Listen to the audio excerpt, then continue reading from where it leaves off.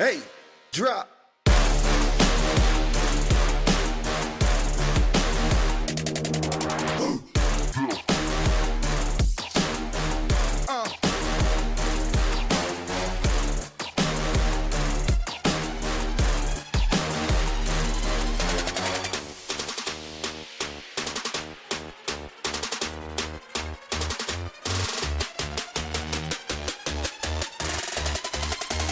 Yeah, hey, drop.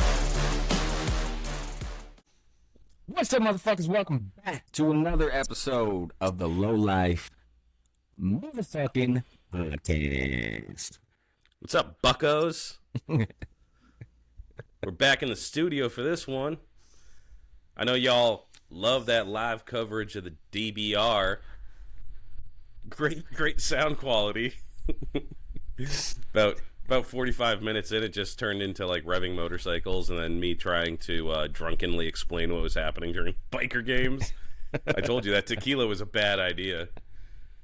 But yeah, we're back in the studio and we are we're here with Benny, the proud proprietor of the El Dorado Bar in Troy, New York, that we visited on our way out to New York.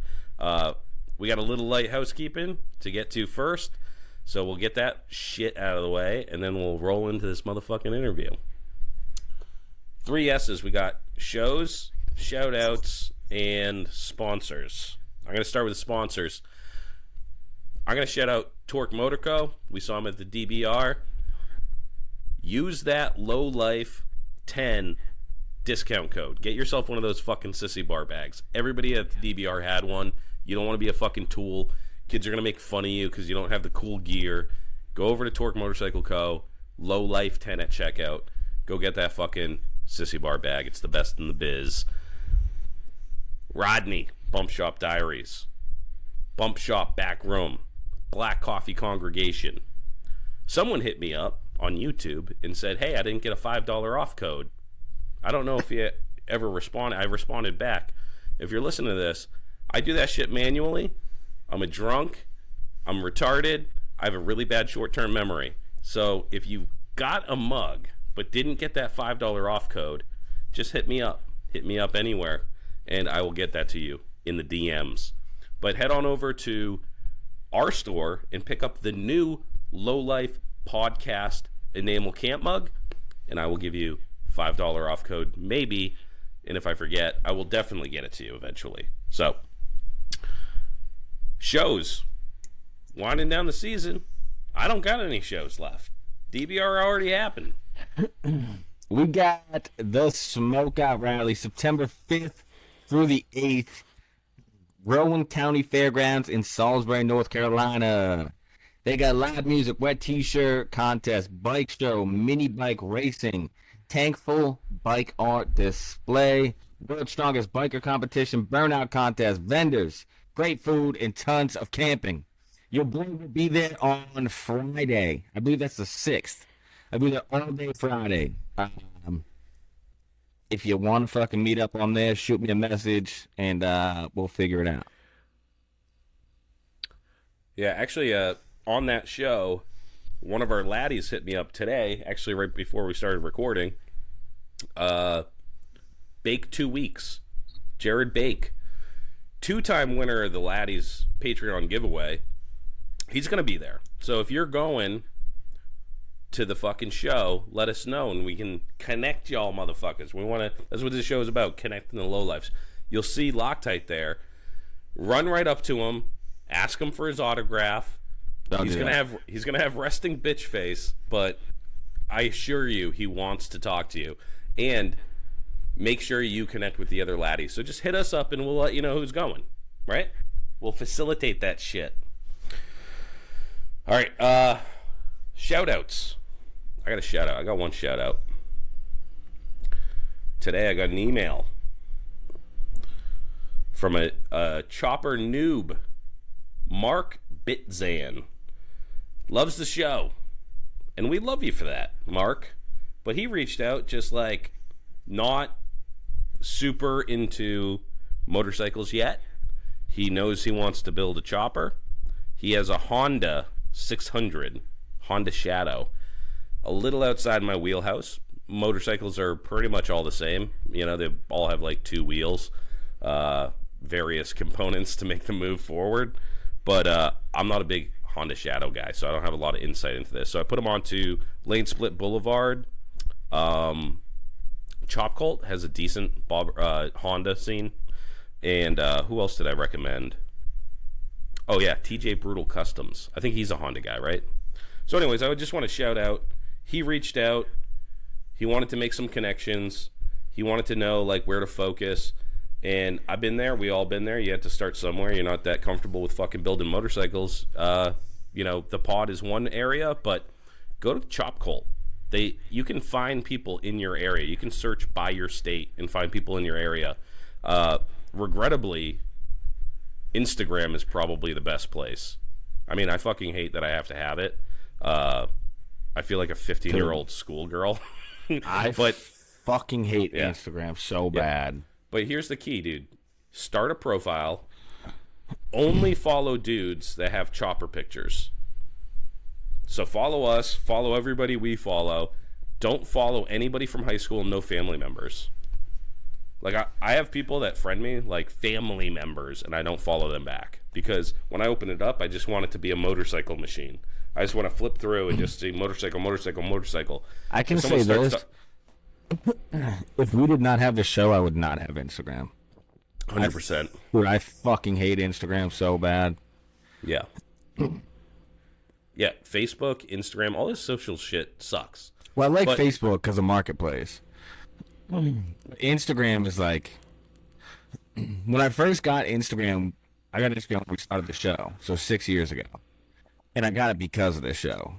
It was dope. It was just a bunch of chopper dudes talking about shows, talking about parts they had, talking about builds. And now it's just like the most entitled, whiny fucking cunts. Like people that think they're better than other people, but really they're not. And like, I just hate it, dude. I hate it so bad. If you go back and see how many times I've posted in the past like 3 months, it's probably 0. Yeah. I basically just post for the show on Fridays. But I do try to keep out there and see what's going on. But unfortunately, if you're posting fucking political memes or you're preaching shit, like, that's if you're virtue signaling, you know what I mean? Like, you know, ride your fucking bike and shit like that. It's like, you're probably going to get an unfollow. Just keep it cool. Keep it light and airy. Post some bike pictures. Post some fucking pictures of your friend passed out when you fucking draw a penis on his face with a Sharpie, you know?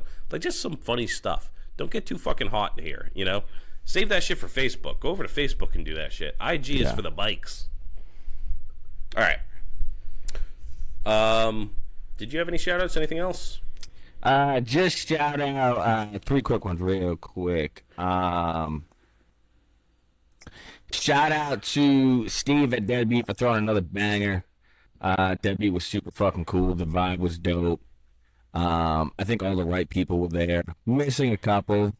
Definitely sucks not having Dan from No Luck Paintworks and Chopper Fisher and those guys. But still a fucking great time. A huge shout out to Jerry for making all the trophies. It was super cool to see Jerry. I haven't seen him in like a year. And then shout out to Benny for opening up his fucking bar for everybody to come hang out and eat, and fucking dope. Hell yeah. So let's get into this fucking interview. We are joined with Benny. I keep on saying Benny Blanco from the Bronx because I'm a huge fucking Carlitos Way fan. It's a good flick. Are you from the Bronx? Yeah, but like the bougie part. Okay. Born in Riverdale. You know, so. Yo, Riverdale. Yeah, it's so funny. When I first met you, when we were up on that stage the first time Rhino introduced you to me, as soon as you opened your mouth, I was like, this is like the poster child for fucking New York. Whoa, I'll take it. Thank you. Yeah. So it was actually, I think I mentioned this on the other show. The way we met was not through IG. It was not through fucking mutual acquaintances. It was through Facebook Marketplace. When I had posted my shovel and you just hit me up. You weren't interested in buying it, but you were really just like, dude, cool bike. If you ever come out to New York or whatever, stop in. There's a lot of dudes out here that fucking ride bikes. And I was like, No shit, dude. It was 3 weeks before we were gonna go right through Troy to the fucking Catskills, and I just thought that was fucking dope as fuck. Like, what a weird way to meet someone, and that was definitely like the highlight of the trip. Like, it was an awesome like everything just came together. Like, it stopped raining. We came into Troy. You guys were like, you had like the warm welcome. Everybody was like super stoked. A lot of people pushed out because of the rain, I'm assuming. And it did rain like a motherfucker after we left. But on the way there, it was just like so dope. And I mean, I'll let you tell the story. I want to definitely get the story out of, like, because we were talking a lot. So we'll, Loctite wasn't there. The listeners weren't there. So we can get into it again. But it's a cool story, kind of how, like, where you came from, how you got into the bar business. And the bar itself is amazing. The bar itself in Troy, dude, I was pleasantly surprised. I love authenticity, and Troy's just one of those places. Like, as soon as we parked, there's like a dude in a fucking dress and combat boots. There's fucking like people talking and shit. It's just one of those places, like, nobody's faking it. Everybody's just being themselves, So how did you end up opening the El Dorado? Let's start there. Well, first, do people see my fucking face here, bro? I don't know what the fuck to do. I feel like in Talladega Nights, like, what do I do with my hands? Yeah, people can see you. Licking my lips and shit, like picking my nose. Dude, everybody just, when they watch this, they just stare at my beautiful face. So they're not looking at you or Loctite. Yeah. Fuck Yeah, it. nobody looks at me. Alright, fuck it. Rhino talks the most. At the bar. What were we saying, though? Where are we starting? Oh, yeah, where do you, I guess, let's talk about the El Dorado bar. How'd you get into the bar business? How'd you pick the spot? The spot's funny. It's like, we kind of stumbled across it. My buddy and I bought the building, and we split the building, split the bar, but he never comes up here. But we were looking at a bar in Albany. I started buying properties up here like 7 years ago. This is like the first like commercial type business type fucking thing. I'd wanted a bar. I immediately fucked up like I predicted. I'm sitting here throwing my hands all over the place, and I turned the fucking thing off. I like closed the window, and you guys told you, but I'm fucking terrible with this stuff. So long it's story no problem. Short, me and this fucking friend of mine, who's down in the city, got a lot of bread. I started buying shit up here. He got excited about it because he saw I was doing all right. Told him I wanted a bar. We started looking at Albany, believe it or not. Something fell apart then. It was very inexpensive, cheap bar, cheap building. And then a broker threw this Troy bar in front of us, and he was just like, fuck it. And I'm like, oh, bro, pretty expensive. So let's do it. And we just did it. Just pulled the trigger. There was really no rhyme or reason. It was a cool looking bar. It was on like a dirty street. Where were you living at the time? You weren't living in Troy. Actually, do you live in Troy now? Yeah, we're up in Troy now, the wife and I, but we were on the Upper West Side. For the first couple years, I was like buying like regular residential, like little student housing type shit. We were just commuting up, like once a month, twice a month, 3 times a month, whatever I had to do to manage the properties, check on shit, move people in and out.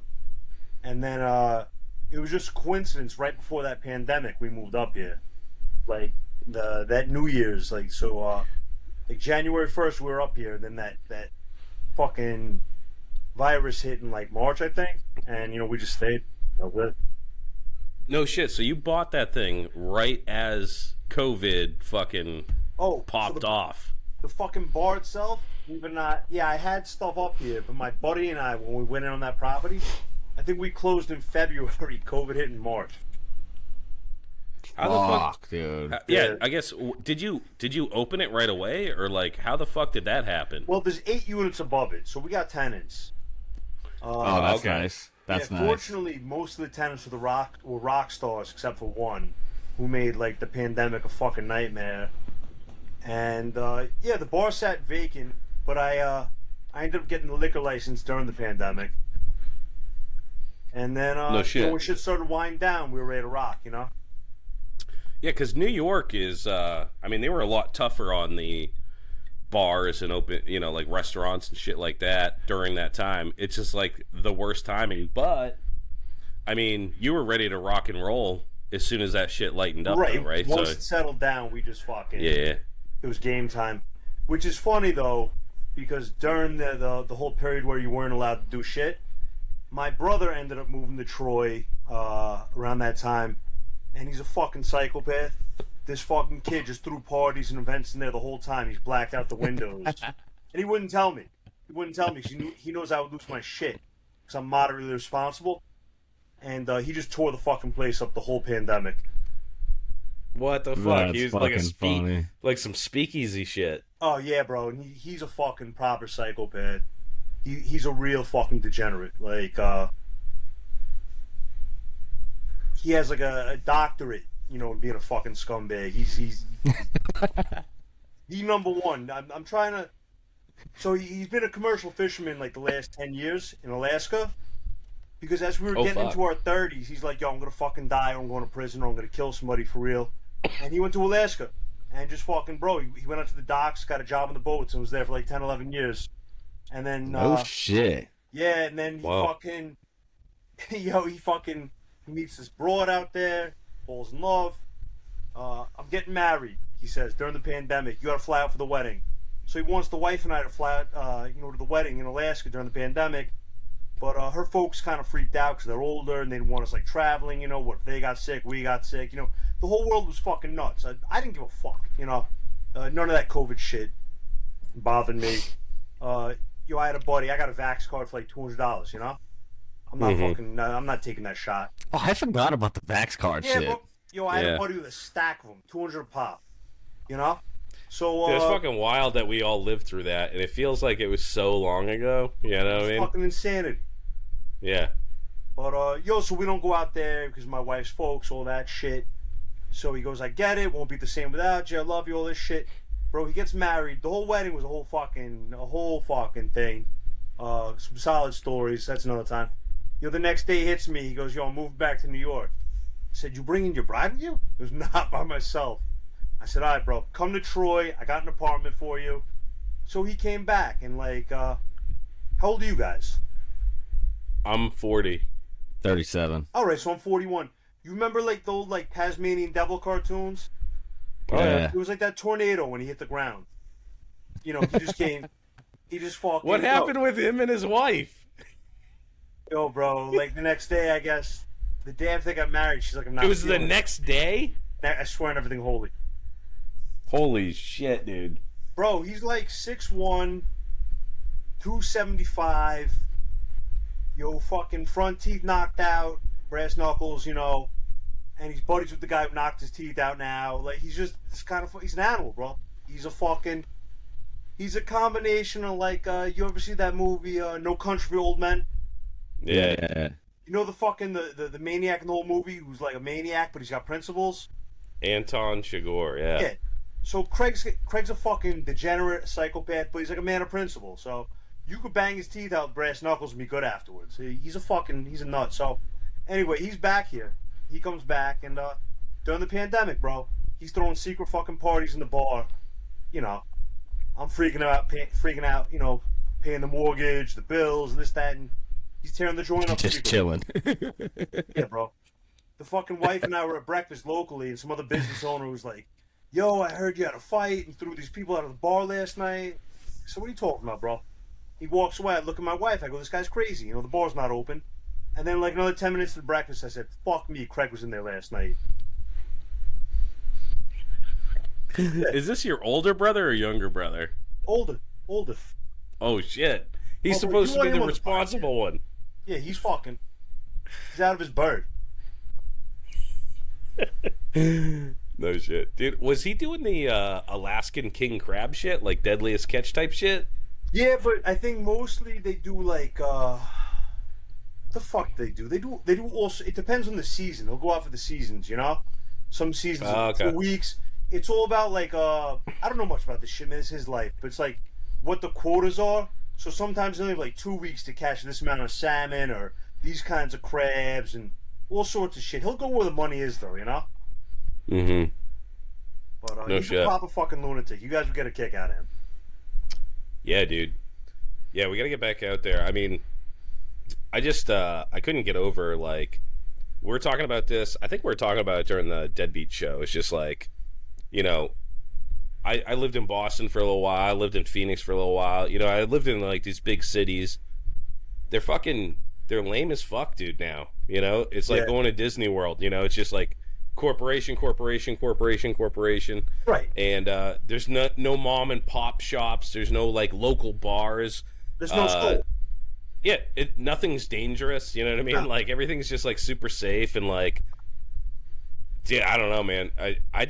I love being around like, and not to say that like your bar's super dangerous, but you can just tell that gritty as fuck. It's just it's grimy. You know, it's like I feel comfortable in that sort of shit. Like it's an actual. It's not a piece of shit. It's a dive bar though. You know, like. You're not gonna like what's your clientele there? Because you do like shows too. Because you do like rock. Do you hardcore and punk shows and shit like that? We do hardcore. We do punk. We do anything. We had this one fucking ridiculous reggae band from Massachusetts called Wheel Out, and they came out like when we were first like getting started, and they just wanted some exposure. They were dope. I mean, we'll do anything really. The hardcore shit's cool. The only issue with the hardcore stuff is sometimes it's like real young kids. They don't got a lot of money. Like, as much as I love the scene and all that stuff, you know, I got staff, I got bills, all that shit. Yeah. Yeah, punk, hardcore, rock and roll, all that stuff. Yeah. Yeah. So the bar itself, now, we were talking about it. It's in this, I think you said it was like 100-year-old building. Yeah. What was the building originally that eventually they converted into apartments and a bar? Sure. The bar's been there forever. I'll give you a brief history of Troy. This is all shit you can Google. In the late 1800s, Troy was like the fourth wealthiest city in the United States per capita. So there was like all sorts of fucking people coming through. It was like they had like a fucking trolley car and shit, you know, with the tracks and all that jazz. So it was a fucking boarding house. It was the El Dorado Hotel. There was 30 single occupancy rooms upstairs, and then downstairs was the bar. It was men only, standing room only. They had like fucking bologna sandwiches, you know, for like 10 cents in there, that kind of shit. There was a secret room in the back for the judges and the politicians to do what they did and all that jazz. So yeah, it was a big. It was like I don't call it a fucking landmark, but it was serious business here in Troy. And then, you know, eventually, you know, things slowed down. I know it was still single room occupancy upstairs into like the mid to late 90s. And at that point, it was all just like real bad shit going on up there. You know, like, it was no longer like businessmen in town, you know, fucking, and yeah. And soldiers or whatever, whoever the fuck stays in these places. It was mostly like fucking junkies and bullshit, and, right? Know, all the nonsense that comes with it. So at some point in time, they converted those 30 rooms into like 8 units, which is funny because I don't think there was any rules when they did it. So you might get an apartment up there now with like a toilet in the fucking closet, you know, like an elevated kitchen, a sunken living room, whatever the fuck. It's a wild layout up there, but the bar's been there forever. Yeah. It was the El Dorado probably until maybe like the 90s. And then it was Dublin's, which was like a proper hardcore bar. And then it was this place called Bar Troy where they served like cocktails and like goofy birthday drinks and shit. And then they were shut down for a bunch of years. At least 5-6 years before I got in there. So my partner and I were like, fuck it, you know, we'll just bring it back. And the locals went nuts, and it was the move. No shit. What was Troy like? Why were they so wealthy? Were they like a fucking steel town or some shit? Like what? Yeah, if I had to guess, I mean, there was manufacturing and shit. It is the home of Uncle Sam. It's also a fucking city on the Hudson River, so you got to figure everything that came out of Vermont, Massachusetts over here probably passed through Troy, hit some fucking boats, and then went downstream. You know? Yeah. You know, so probably like And a lot of those buildings down there, they're still really old, right? Like brick buildings and shit. They're probably factories and fucking textiles and all that. If you Google it, Scorsese shot a lot of his shit up here because a lot of the brownstones and stuff were built at the same time Manhattan was being fucking developed. So when he wants to do a fucking scene, or when he wanted to do a scene that looked like, the city back in the day, he did it up here. No shit. You Google it. This is just me fucking. Google will give you a much better answer, history than I will. That's fucking sick, though. And I bet it's fucking way cheaper for a fucking film company to shoot in Troy than in New York fucking city and shut down fucking Times Square, whatever the fuck they have to do. 100%. Yeah. A lot cheaper up here. That's it. As far as our customers, we got like young professionals, artists. The bike scene's dope. We got a lot of guys on bikes, cool fucking people. A lot of musicians, naturally. We get late night. We get like a lot of service industry, a lot of the bartenders, waiters, waitresses, hotel workers. Everybody just converges upon our fucking joint. What we do is most bars close like midnight, 1. We go till 4 a.m., but we lock the doors at 2 a.m. So from 2 a.m. on, if we don't know you, if you don't know somebody inside that we know, you're not getting in. And this stops like a lot of the tough guys, a lot of it's like drunk fucking jerk offs and randoms and all that shit. Yeah. So it's cool. It's fucking solid. That's a state thing too, right? The 4 a.m. like all. Or is it like bro. By? Yeah. Some places got to shut down. I think it's by the town or by like the. The fuck it is, because there's some places like 12, 2 a.m. We go until 4. That's our thing. Yeah. My buddy used to live in fucking Williamsburg, and I went out there to visit him one time. I ain't built like that anymore, dude. Like 4 a.m. Like staying up till 4 a.m. fucking partying, dude. Fuck. He threw me in a gypsy cab. I was out of my fucking mind, Like that's late. That's early in the morning, dude. The fucking sun's coming up. You're not going to bed after that. Really? You don't go hard like that? Where you guys are from? Not anymore. Maybe when I was younger, for sure. You know what I mean? I got wife and kids. Not even that much younger. 4 years ago. Yeah, we were doing this at Deadbeat. Okay. We were drinking 3 days straight. Right. Yeah, I can't do it anymore either. 41, but I mean into my fucking 30s. If you didn't, this is back in Manhattan, not in Troy. We were sitting in the fucking bar until they booted us at like 5, and we're going straight to after hours. Yeah. Drink till 10 in the morning, 11 in the morning, like every fucking weekend. Jesus Christ, dude. Yeah, it's rough out there.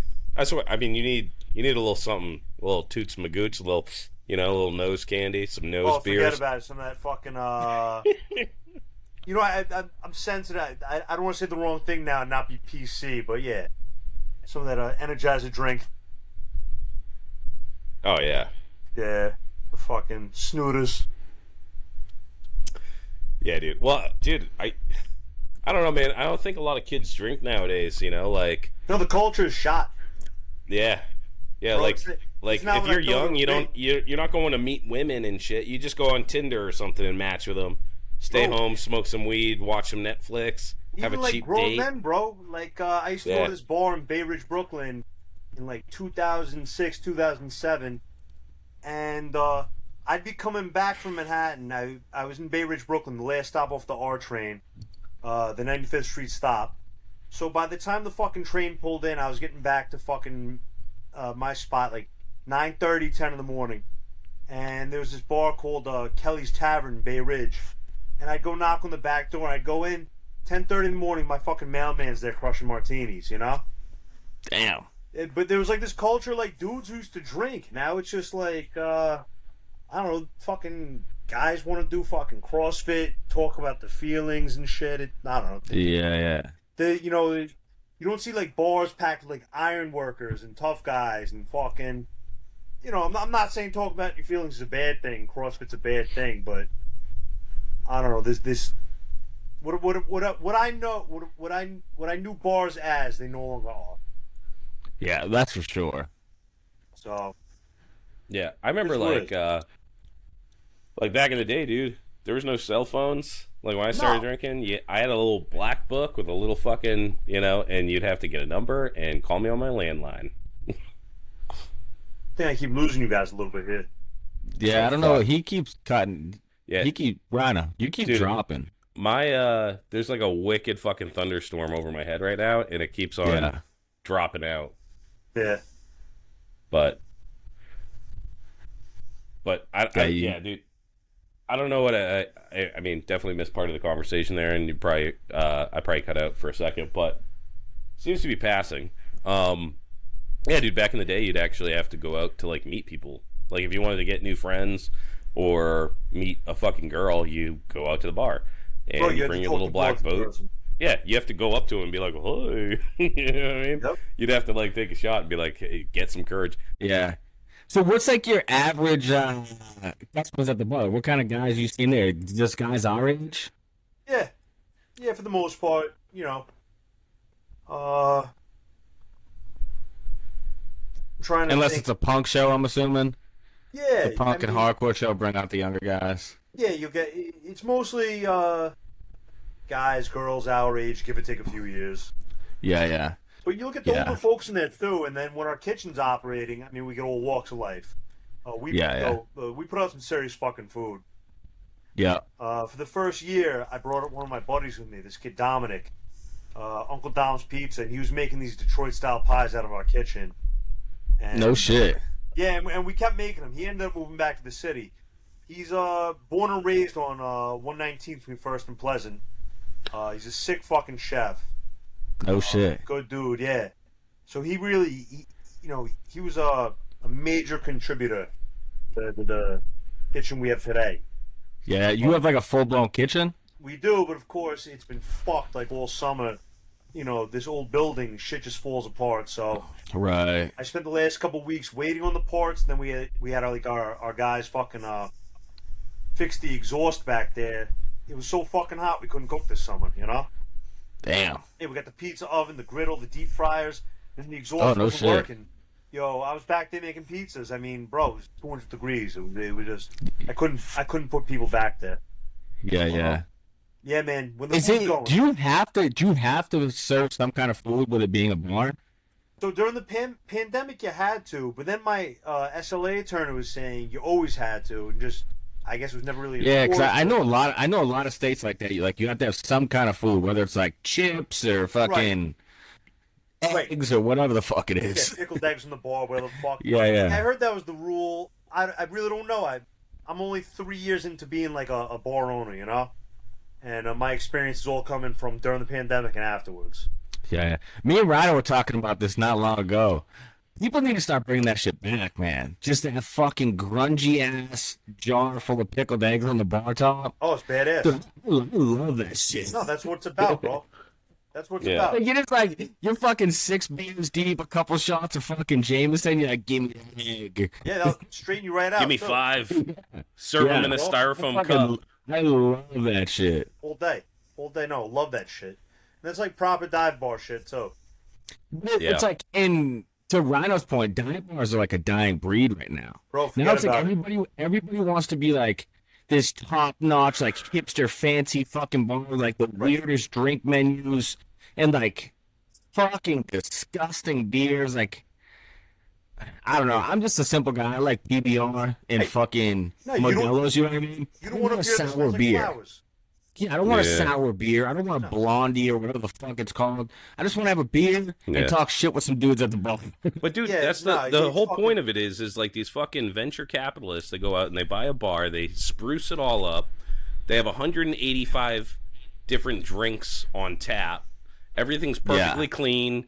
It's like Right. light. It's super light, bright. The bathrooms are clean. It's like, dude, there's nothing like going to a dive bar and you're just like, oh, I can just fucking relax. You know what I mean? Like, Yeah. you Yeah. drink out of a can. I like You're not when I putting go on into a air. bar and like my shoes are sticking a little bit. I'm like, this is Yeah. the spot I want to be at. It's time. Yeah. Like this place gets rowdy at nighttime.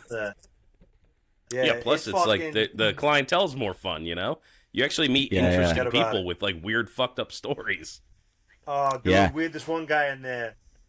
Fight broke out, and I was outside bullshitting some people. And my brother comes running out, and he's an orangutan. He's the first person. He loves to be in the middle of a scrap. And I was telling you about his teeth before. He doesn't give a fuck. And he comes out and he says, "You got to get in here and handle this." So it was fucking very confusing for me that he wasn't just yoking dudes up and throwing them out. I get in there, and we're a proper fucking dive, man. We don't give a fuck. If you're cool, hang out. We don't tolerate the bullshit, but the weird shit all day.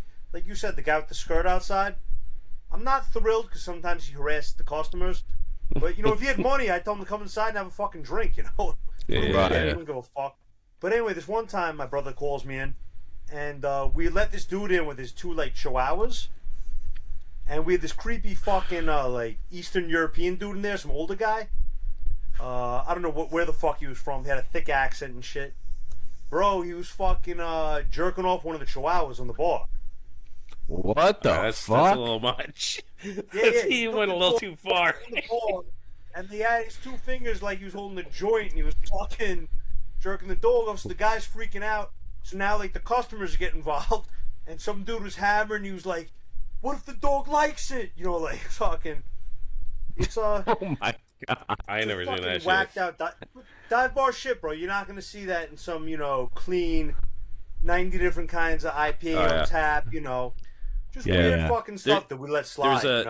There's this fucking place I used to go to, and it was like, it's a dive bar, or like a good dive bar, when you actually have to go underground. And it was like in the basement. They had like a restaurant on top. We walk in, it's like there's some dude. He has a stool. Like as soon as we walk in the door, this guy has a stool. He's screaming about how he's Satan. He throws the stool up through the hanging ceiling. We didn't leave. Jesus Christ. We didn't leave. We sat down. We ordered some drinks. We're like, we want to see what the fuck is gonna happen, Yeah, see what this dude's story is. Yeah, That's the best part. yeah. So, dude. business has been good since you went to Troy, though? Pardon me? Business has been good since you got out to Troy? Nah, it's fucking terrible, bro. Really? Fucking hanging on by a thread. There's no bar. I'm fucking dying up here. I mean, it's like a passion project, and like, everybody that works there is fucking dope. Our customers are the fucking shit. Like, anybody comes in there, regularly, semi-regularly, they're just the fucking salt of the earth. Right. We do ban a lot of people. Like, if you suck, bro, kick rocks. So the people that come there, they're just fucking, it's just, as the kids say, gang, it's gang shit. Like, even those fucking maniacs who we're close with now, like all the bike guys, right? I came up here not knowing anybody. And the bike dudes kind of just fucking started coming through, and we became close to them and shit. And, gets to the point where one night they're all hammered, and then we just say, wheel the fucking bikes in the bar, sleep in the bar, take the keys, I'll be back in the morning. Those are the kind of people you have coming to the bar. It's just fucking solid, man. So there's a lot of love, barely any money. It's work, man. It's fucking work. Like, they're there today, tearing up the floors. We just fixed the fucking kitchen. We got to deal with the unrelated bar shit, like the bullshit on the street, like the shootings and the stabbings. It has nothing to do with us, but it affects the business, Right. Mm-hmm. So, I mean, look, everybody gets paid, the bills get paid. It's a fucking spot to party. Was fucking super stoked when you guys were coming through, Like, that's what we're doing it for. Hoping that some fucking maniacs from New Hampshire are going to actually show up, And fucking come here and say what's up and lead to things like this. It's a passion project, man. Like, we're fucking dying. We're broke. We're fucking... It's not a lucrative fucking venture. Yeah. Yeah, I mean, it definitely helps to have the housing above, right? Because then if you own the whole building, that's like money, keeps the lights on, all that shit, so you can do that. It's nice because the bar pays rent too, so that keeps the building afloat. Yeah. But if you want to make money, don't open a fucking dive bar in Troy, Yeah. Yeah, you gotta Troy open gets up. Troy gets pretty western. Bro, Troy's fucking... It's a love-hate relationship with Troy. There's so much fucking dope shit here and so many good people. And there's also some fucking nasty stuff. And it's tricky because there's certain kind of person here, can really flourish, and like some can't fucking stand it at all. For me, my Achilles heel is my fucking wife being up here. And it's not because, like, there's so many broads running around. It's because sometimes I'm concerned for her fucking safety, Right. Like, I won't let her walk the dogs around the neighborhood because, people get fucking smoked, like, 2 blocks from our house. Right. Like, a couple summers ago, a fucking fireman got hit by a fucking stray bullet. And that's less than a mile from us. And what had happened was 2 cars were fucking, like a fucking action movie. 2 cars were shooting each other while they were moving. And a stray bullet hit the firefighter. Yeah, you can Google this shit, you know what I'm saying? It's all real. And, yo, nothing against Troy. It's just, shit gets fucking wild Yeah. up here. I had no fucking Right. idea. It's like, Which is so weird too, because like the city now is so fucking tame. Manhattan? Like we went out to Brooklyn last year, and I was like in awe. It is like just dudes wearing capris, playing pickleball at like fucking midnight. I'm like, what the fuck? This is Brooklyn? Yeah. Yeah. The city's a whole other fucking disaster. I mean, there's some parts that are still real gnarly down there. Like in Queens and shit. You got all these kids now on like stolen Groms and scooters, pulling up Yeah. two at a time, Just hopping shooting up, each robbing other and people, shit. e-bikes. Yeah. Like shit's gnarly. One of my fucking bros down there. He's born and raised. He's like fucking Elmhurst and Jackson Heights, and he's saying it's wilder than ever where he's at. He's out like in Astoria, and he's like, "Yo, it's batshit crazy out here." But in Troy, the madness is so fucking concentrated. It's like I never Yeah. seen it like it. For such a small area, shit slaps off so frequently. It's fucking I personally, no bullshit, sober on both occasions, drove somebody to a hospital because I knew they weren't gonna make it on the street. Damn. One dude got stabbed in the chest down the block from me. And, dude, he's walking down the street. It was fucking spraying everywhere. And my one buddy's like, lock the door, come in the bar. I'm like, yo, you can't do that. He's ready to leave the guy outside. Threw him in my car. I got him in the hospital. He'd gotten into the lung, apparently. Dude got him. Fuck. Yeah, punctured Oh, his lung. shit. I got him up there. And then, like within the last 12 weeks, some dude got carved up real good at the pizza place next door. And all his friends are too hammered. And I'm outside and I was like, yo, dude, lift your shirt up. And bro, he was all cut up, stabbed the fuck up. And I just tossed him in his own car and got him up to the hospital. But, I've lived in Astoria, Long Island City, Bay Ridge, Brooklyn. I lived in Bushwick. I lived in Bed-Stuy. I lived in the upper west side, the upper east side. I lived in Midtown West. Born in the Bronx. Bushwick gets pretty rowdy, doesn't it? Yeah. But all these places, I've never seen the volume and like the Yeah, yeah. concentrated amount of like gun violence and stabbings. Yeah.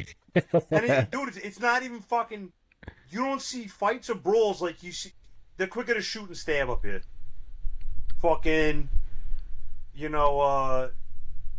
you always hear like people like you never know, somebody might have a knife on them, might have somebody's definitely got a knife or a gun on them. Just walk away. You're better off just fucking going home.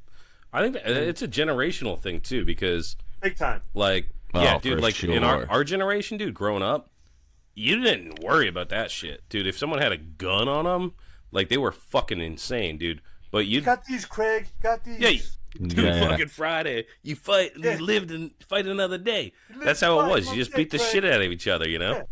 Yeah. Dude, I But remember I mean, being a kid watching remember like the DMX Rough Riders videos? oh fuck yeah, Fuck It'd yeah. be like DMX and all these guys and like these like GSXRs and R6s and Ninjas, and they're like in like a junkyard like doing push-ups, and guys got the bar and he's doing curls. I remember being like 12, bony little kids doing push-ups because I thought I was gonna be like some sort of tough scrapper out in the street. You didn't imagine fucking, as they would say, drilling somebody or some shit. yeah, Yeah, It's a yeah. whole culture of drill music. Get the fuck out of here. This didn't exist. yeah. Well, it's also because these kids are fucking pussies, dude. They can't. Big They're time. skinny as fuck. They can't fucking scrap, dude. So they need a Big gun. time. They need a knife. Big time. Yeah, dude. Yeah. That's what I was telling my kids that. I'm like, that's why everything is so fucked up right now. Like, that's why there's school shootings. That's why there's so much bullying. Like, that shit wasn't a thing back in the day. There was no school shootings and kids weren't little assholes. Because Right. your parents would beat the fuck out of you if you acted up. You know what I mean? Right. And, like, there was no bullying because if you got bullied, you beat the dude's ass. Right. You know what I mean? It's like now shit has just gotten so soft that it's like the world is fucked right now. Bro, disaster. Fucking disaster. So yeah, it's pretty fucking tough up here. It gets tough up here. Yeah. That's wild though, because So- that fucking college is right around the corner that Ray went to, Which is and which that's is a fucking pretty nuts. nice college. RPI's up here, Sage is up here. It's fucking, it's wild. It's just fucking, it's strange like that. Yeah, like some of the smartest, most talented kids are up here going to school, you know? Yeah, and Albany's not far from there, right? Right, and Albany is fucking just like Troy. They're fucking, they don't fuck around. Like, Yeah. Dude's popping the trunk of his car. You just get the fuck out of there, you know? Yeah. Don't, there's no point. You're gonna get fucking shot. Yeah.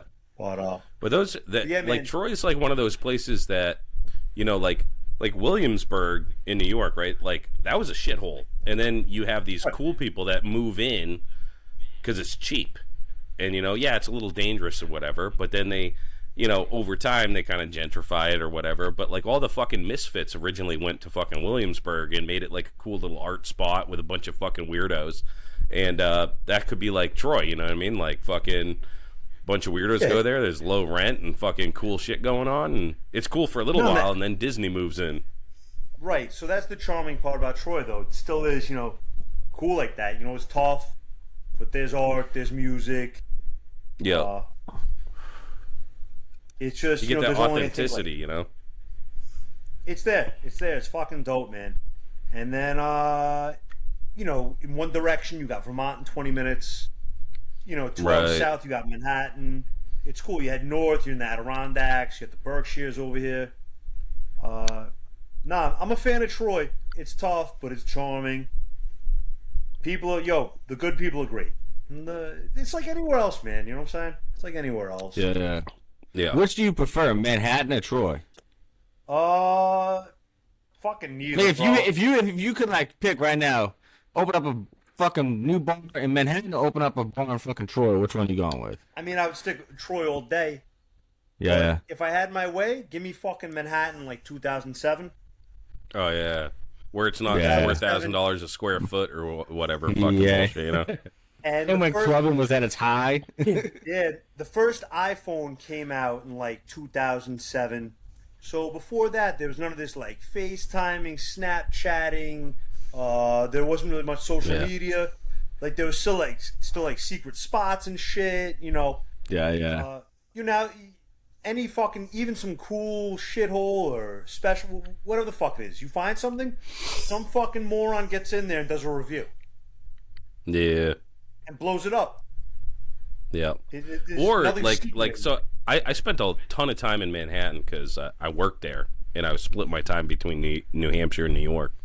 And like they had those places that have been around forever, like the the fucking delis and the fucking cool bars and all the cool spots, and a lot of them closed down, dude, once COVID hit. You know what I mean? Like they couldn't float. Everything. Like the TGI Fridays could float because they have fucking 700 fucking restaurants across America, but a lot of those like cool little spots that were just like week to week trying to make the rent and shit that were actually cool, they fucking shut down.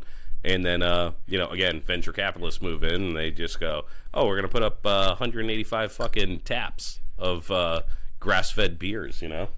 Yeah, there's fucking nothing, bro. It's all Olive Garden, Dwayne Reed, and Starbucks, and then, like, these small ones pop up, like Joe and the Juice, or whatever the fuck, and, you know, then there's, like, 10 fucking juice places in your neighborhood, and, it sucks. I would take Troy. Troy's dope.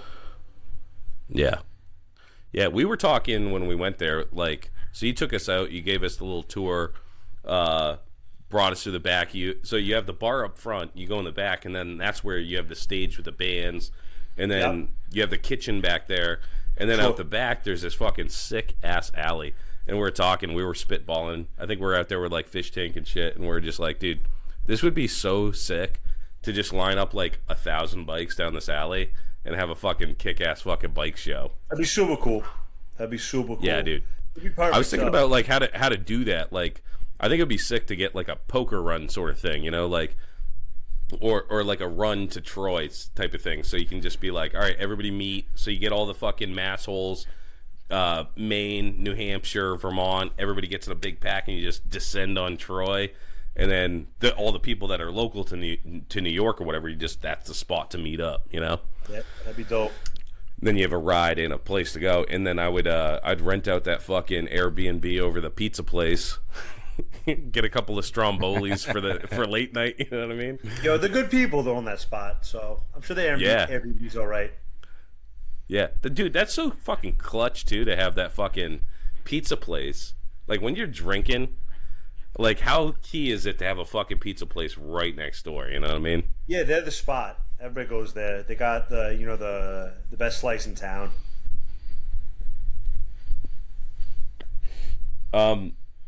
So when you get the kitchen up and going, like what kind of food do you guys do? Are you just like American bar fare, like burgers, fries, that sort of shit? All that shit, but what we're known for is our Detroit style pizza. And you know about Detroit style pizza? I was gonna say, what's Detroit style? Forgive me if I mumble. I don't really drink anymore, but like my fucking speech is slurred like fucking Rocky from being like an alcoholic for like, bro, I'm fucking 41 and drinking since I was like 13. So now my words come out like sometimes fucking jumbled. But forgive me. Detroit style pizza is like a deep dish, but they use like a certain kind of cheese. You know what I'm saying? There's like certain processes and stuff. And the dude that developed it at my bar is my buddy from back home, Dominic.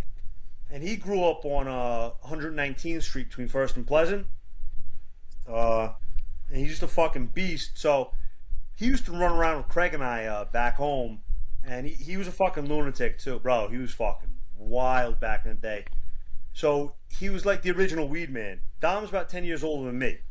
So Dom's 51. Dom had like all like the fucking Fugazi video stores and candy stores all over Harlem, like back in the day, but really all fronts for weed operations. He used to fucking take a truck with his guys with a trailer down to Mexico, and they were a fucking a fake American dirt bike team. They would act like they were gonna go ride in the desert and shit, and they would just load up these fucking trailers with brick fucking weed and bring it all the way back to Manhattan. And What the fuck, and spread it on Harlem, yeah, and sell it to like all like the fucking dreads and shit like that. And they had all their own spots and stuff. And Dom was a fucking lunatic. And if you want to, make it interesting, we fucking met Dom when we had our first underground club, and Dom would come by with like 7 of his guys, and they'd walk in, and each one would stick like an ounce of bud in your pocket on the walk in and shit. Holy shit. Yeah, it became close with Dom like almost 20 years ago.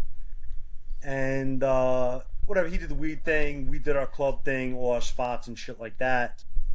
When I got up to Troy though, Dom's always doing goofy shit. He was like in the cooking phase of his life, and he started talking about these fucking pizzas. And I said, yo Dom, I bought that bar in Troy, it's got a pizza oven in the back. And Dom came up and ended up moving up here for like a year or so, and his pizza is like locally famous. No shit. Yeah, and he went by Uncle Dom. And he's just like, he's completely fried, bro. He's burnt the fuck out. He's like the sweetest dude. Big fucking guy. But, dude, he's just fucking duck sauce, bro. He's just, you ever see like a squeezed pack of duck sauce? Like he's duck sauce, bro. He's just done, bro. He's so fucking burnt. Oh, my God. Oh, dude, so when he was in his heyday, he had this, like, big fucking white Escalade. And he was a bad motherfucker, dude. Like, he was nasty when he was younger, but now he's, like, almost grandpa age, you know? Yeah. And I remember one day we were hanging out, we were drinking uptown, and I was going to meet some people all the way in downtown Manhattan, and I was like, yo, give me a ride? And he's like, yeah, I'll, just take you right down FDR Drive. So we hop in this fucking Escalade, and this goes back to, like, that statute of limitations shit. I think we're good here. He's like, you want to drop a bomb? And I'm like, nah, I'm good. And he opens up his center console, and he has like one of those 2-gallon Ziplocs full of white Nikes, the E-pills. Bro, he fucking eats 3 of them like they're fucking Tic Tacs, like they're Mentos. Just driving. Yo, but he did this for years, bro. For fucking years. So he's completely fried at like 52 years old. His brain is just fucking...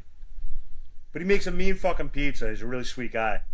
So, his pizza became like famous up here. No shit.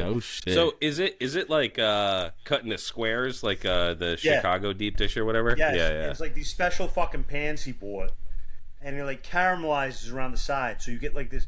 It's very soft, the dough, but the outside's very crunchy. It's fucking incredible. And then he like ferments the dough.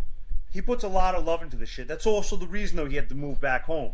This fucking guy, he thought he was gonna make his whole living off of selling pizzas out of the back of the El Dorado, Oh, yeah. I mean, this fucking Also, this pizza in particular, it's not just like a cheap pie.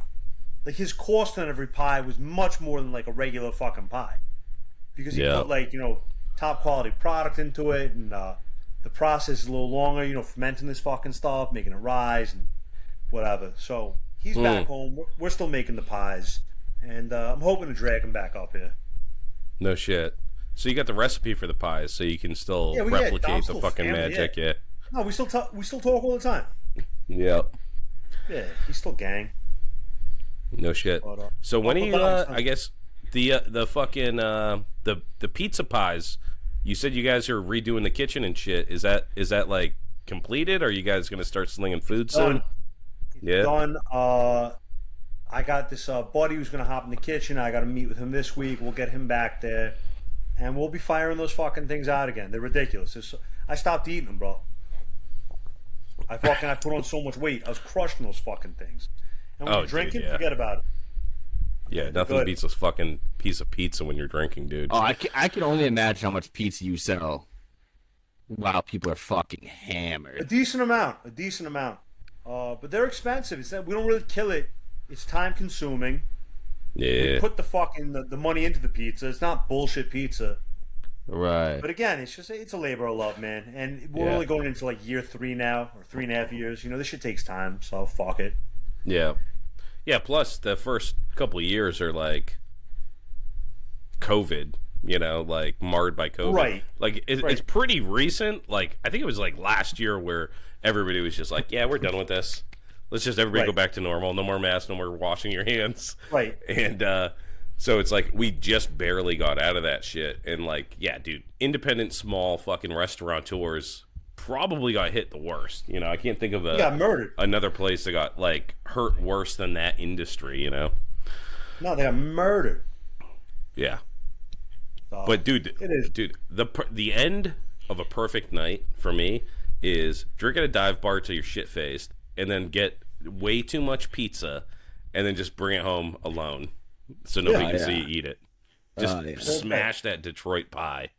Eat pizza until you fall asleep with pizza on your chest. With pizza in the bed. Like, you don't even get it to the refrigerator. There's no leftovers in the morning. You wake up and there's a slice on your chest. My move would be to burn my whole fucking face with a piping hot slice. Oh, yeah. Fucking wasted. I know it's 1,000,000,000 degrees, and I slap it right on my fucking face. Yeah. Burn my tongue. Yeah, dude. Even after 40 years, I haven't learned my lesson. It's just like, dude, pizza is like, you can't beat a fucking pizza, dude. Oh my god. Especially hot out the oven, dude. You're just like, dude, it's like the cheese is still bubbling, but you're just like, fuck it. See you later, when you guys roof in come my back mouth. out, we'll fucking change your life with this shit. Dominic's actually back home right now working at, you guys ever hear of Rayo's? No. Nah. No. So Rayo's is 116th and Pleasant. You can't get a table there unless you know somebody. Oh, no Damn. shit. They got sauce in the stores now, and they're like, social media is definitely fucking. Oh, dude, I know that. I know the sauce, the Rayo sauce. Yeah. Okay. Dude, and like Google it in the late '90s. You had to know somebody to get a table in there. Well, you always had to know somebody to get a table in there. But like, you didn't fuck around in there. In the late '90s, some lady was like fucking singing at the bar, some older broad, doing some opera shit or whatever, and everybody's eating their fucking macaroni, watching all this shit, whatever. Like, some young kid fucking had a few too many and started running his mouth. Some dude stood up, fucking domed the guy, left his brains over the fucking bar, then went back to eating his fucking food till the cops got there. Jesus Christ, dude. Disrespecting some woman in this old school joint, yeah. That's fucking heady, dude. Melon right off, yeah. This place is still that's there. fucking wild. Anyway, the point is Dom's working there. Dom's like old school fucking chef. He's a G. He's a good dude. Fucking knows how to cook, and that's where he's at. So I'm hoping he retains some of the knowledge from that joint when we get him back up here. Yeah. Where is that? Like, I guess in the borough. I barely know New York. Like, I know like the 5 boroughs. Where's Rayo's? Yeah. 116th and Pleasant. So it's like a little Italian area in Spanish Harlem. In Harlem. Okay. Oh, okay. Spanish Harlem on the east side, yeah. Like you're gonna be, 116th, so you're what, 9 blocks short of 125th. The FDR Drive is right there. The Bronx is basically right there. No shit. So you said you lived kind of like all over the place in New York. All over. Yeah, like where's your favorite spot in New York? Fuck. That's a good one. That's a good one. I don't know, man. I mean, I feel like these places change over the years. I mean, I had tons of fucking fun on the Upper East Side. I want to say 2010 to 2000. I've lost track, you know? But maybe like 2010, 2011, 2012. It was fucking sick. But, you know, it's changed so much, man. Like, yeah, that's a pretty hoity-toity place now, right? Bro, there's a subway that goes up there now. Like, there was no train going up fucking, to where I was at on 2nd Avenue. Yeah, now there's a train going up there.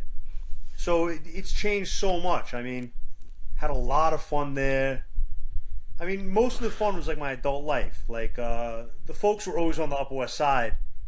But like adult life, just crushing beers and shit like that. The Upper East was good. I lived out in Brooklyn with my buddy before he went away and did Fed time. He had a place in the corner of Kingsland and Richardson. We had a good time out there. That was before I went to the Upper East Side. So that was probably 2008, 2009. Before that was Bay Ridge. Fuck, I was Bay Ridge. Yo, I'm all fucked up. Sorry, guys. I was Bay Ridge probably 2006, 2007. And then I was at 120 in St. Nicholas in Harlem. And there was nothing up there back then. Now it's all restaurants and bars. 2007 Harlem, there's nothing there. It was like Jimbo's Hamburger Palace. There was a White Castle. There was like this French African joint. There was nothing up there. Now there's shit all over the place. After that, I was at Kingsland, Richardson, and Brooklyn. And then I went to the Upper East Side. Upper East Side was dope. It was the right time and the right place for me, though. I was making good money. The bars were fucking wild. Social media still wasn't like this fucking madness that it is today. Right. It was still a really good fucking time. So I would say the Upper East I had the most fun. I'm not saying it was the most fun, but for me personally, that window, that period of time, you know, you knew all the bartenders, you were making a few dollars. Shit was still a little wild, you know, a little funky. You know, you could get into trouble and somebody wouldn't fucking pull their camera phone out, you know? You could say some dumb shit and not have it surface, you know? Yeah. Yeah, that's the other thing, too, is like everybody has a really good camera with a good microphone in their pocket. Right. So now you get into it in a bar, you know, whatever. You say some shit, you do some shit, and if it's wild, it's going to be viral. Yeah, everybody's like, world star, you know, like, exactly, they know what's going up, you know? Exactly. Yeah, dude. Back then, we were still getting rowdy. The technology wasn't too crazy. I was at the perfect age with a few dollars to spend. So that was the most enjoyable for me, I think. No shit.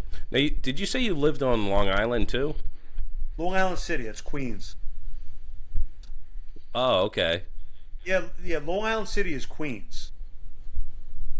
It's Long Island City is going to be the first stop on. Fuck me. Somebody's gonna get pissed because I'm probably gonna fuck it. Like the N, the Q, the R, the 7, they all stop there at Queensboro Plaza.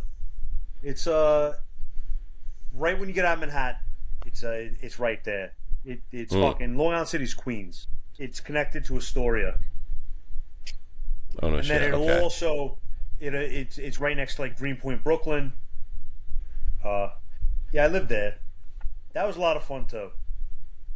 Yeah, that was a good time. Did you ever have you ever gone to the Indian Larry block party? I haven't. That's like all that gasoline alley shit. It's over I guess by Williamsburg over in Brooklyn there.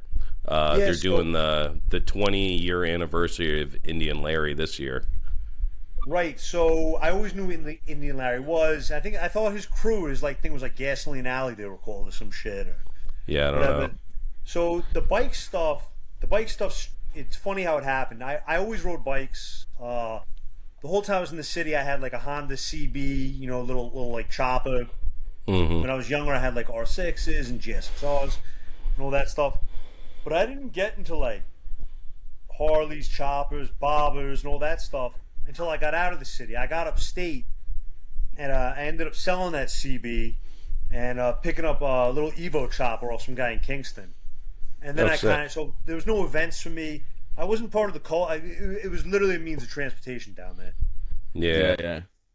It's the data chickens family from Kingston. Kingston's nice as fuck. Bro, it's cool. That's another one blowing up. Super nice, man. Cool little scene. Old. It's fucking Kingston's dope. I don't know enough about it, but what I've seen, it's right there. I'm a fan. It was super nice, like super country and shit. Yep. We used to go to like, and her family had money. We used to go up to like Lake George for fucking a week at a time for vacation and shit. Yeah, and I was a little hood rat at this point, living on the outside of Boston. She was slumming it. Oh, her parents fucking hated me, dude. Her parents hated me. That's fucking awesome. Is that area, I guess, is Albany, Troy area, is that considered like upstate New York? Yo, I thought Canada was like 10 minutes after Albany. You know, I never really knew that fucking there was like, but this is definitely this is like such a fucking inner city kid type shit. Yeah, but I'm half a fraud because my mom did live in Westchester, New York. So like I knew Westchester and stuff, but it's funny. Wherever you ask, it's like being an untouchable in India. If you're not from the city, if you're from out like, oh, that's upstate. So like to be north of the city, it's people are always like ashamed. So if you ask people from Manhattan or the Bronx, what's upstate? They'll say Westchester's upstate. Like you ask people in Yonkers or like New Rochelle, what's upstate? They'll just say the next town above it. Nobody wants to be upstate. So like I'm sure there's people in Albany like Albany's not upstate. Lake I always looked at it like. I don't know my ass, my elbow geography. I'm a fucking inner city dumbass.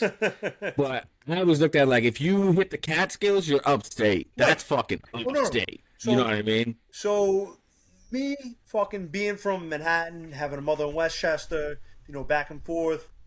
I never thought it was Westchester's upstate. Upstate was gonna be like when you started like Hudson Valley, Putnam Valley.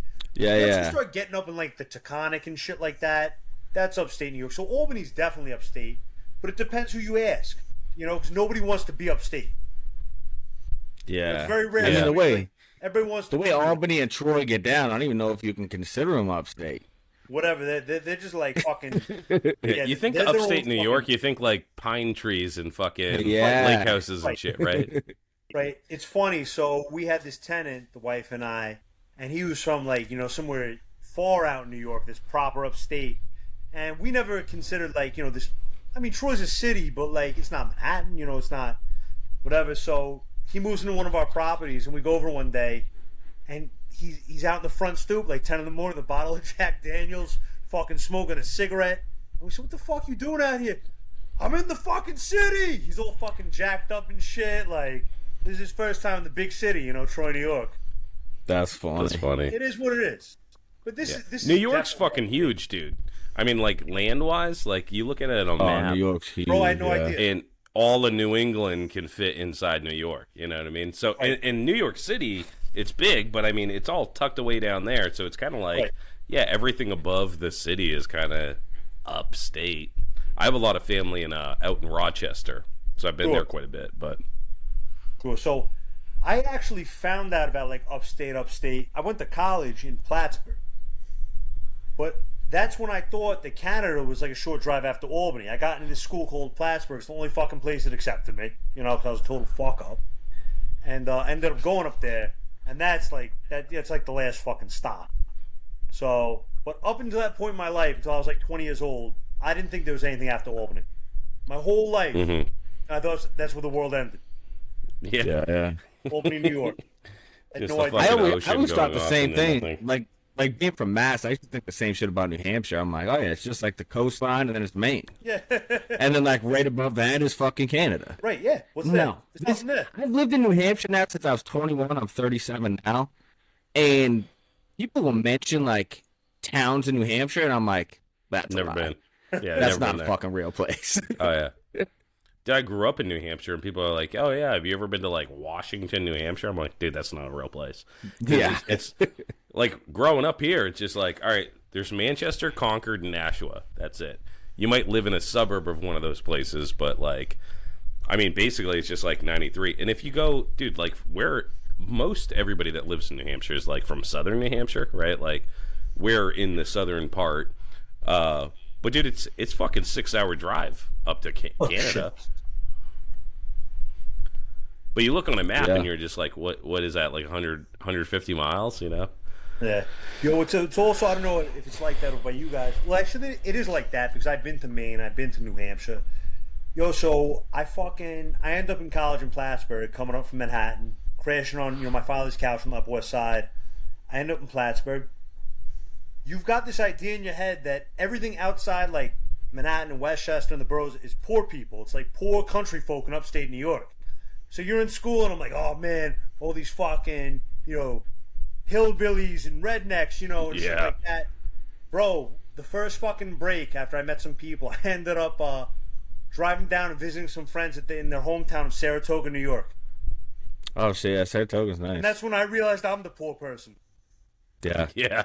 Bro, they're all fucking loaded, and I'm the one crashing on couches back in Manhattan, Yeah. Fucking moving Yeah, around here Saratoga's real nice. Yeah, I didn't realize that there's all these pockets in New York where people got fucking dough and shit's like really happening, It was a big awakening for me. Yeah, that's fucking fun. I mean, that's what rich people go and they buy a bunch of land and nice houses, and they don't want the hustle. They can afford to get out of the city,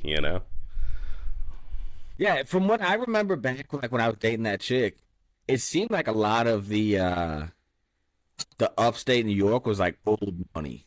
Yeah. You know what I mean? It was like people that owned like hundreds of acres. Yeah, big shit. Yeah. Like Saratoga's all old money. I'm still learning the fucking area. I'm trying to think of some other stuff up here. It's funny.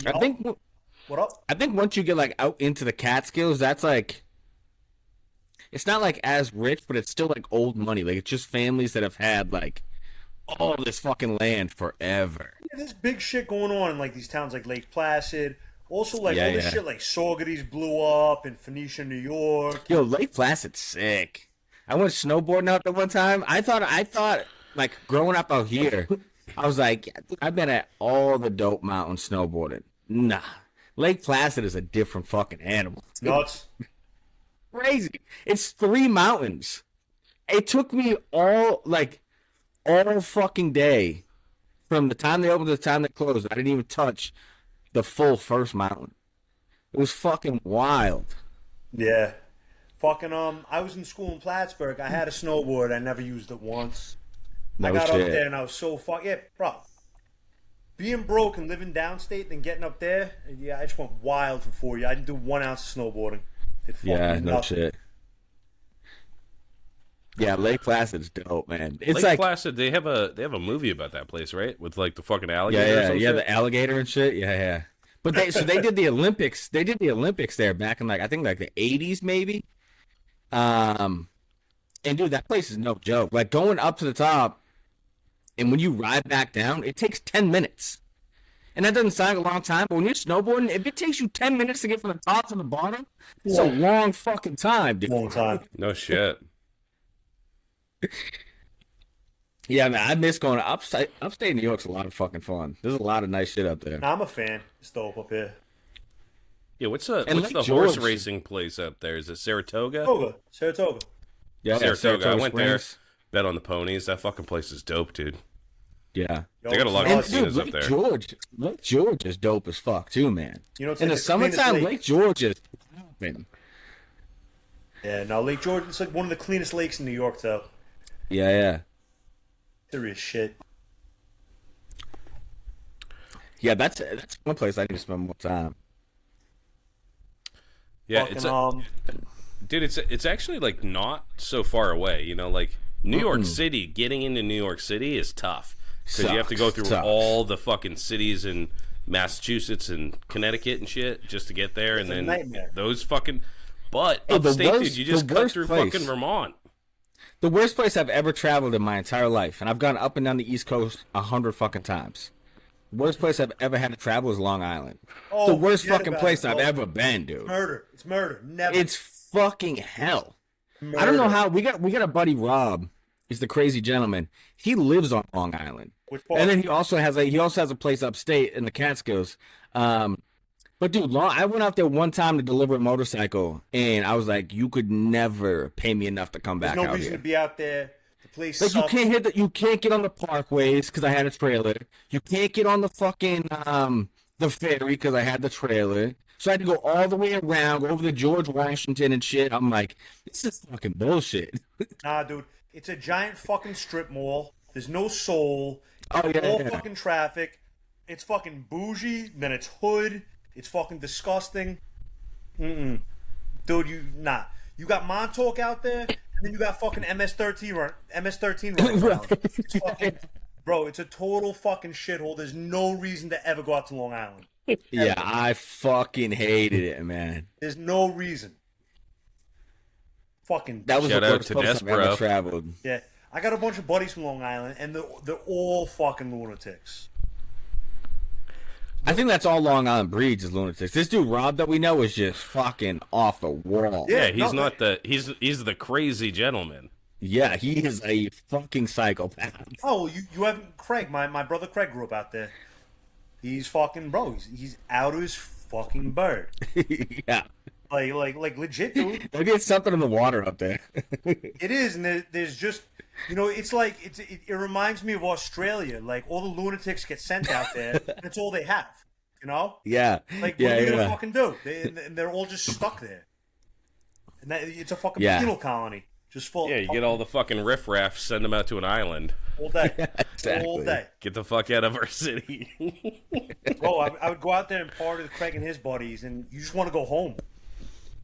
You just want, bro. One's bigger than the next. They all love to fight.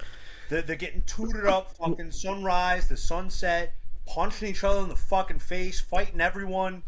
It's fucking wild. Sick fucks. Degenerate culture. Yeah, they suck.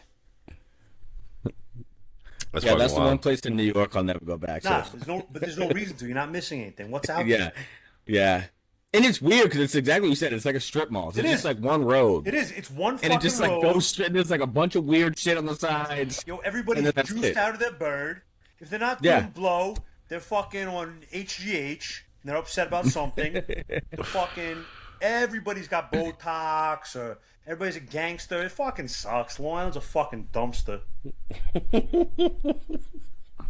Fucking no. There's no reason to be out there. Don't get me wrong. There's great people out there. I'm not hating on everyone, but in general, on the whole, why the fuck are you out there?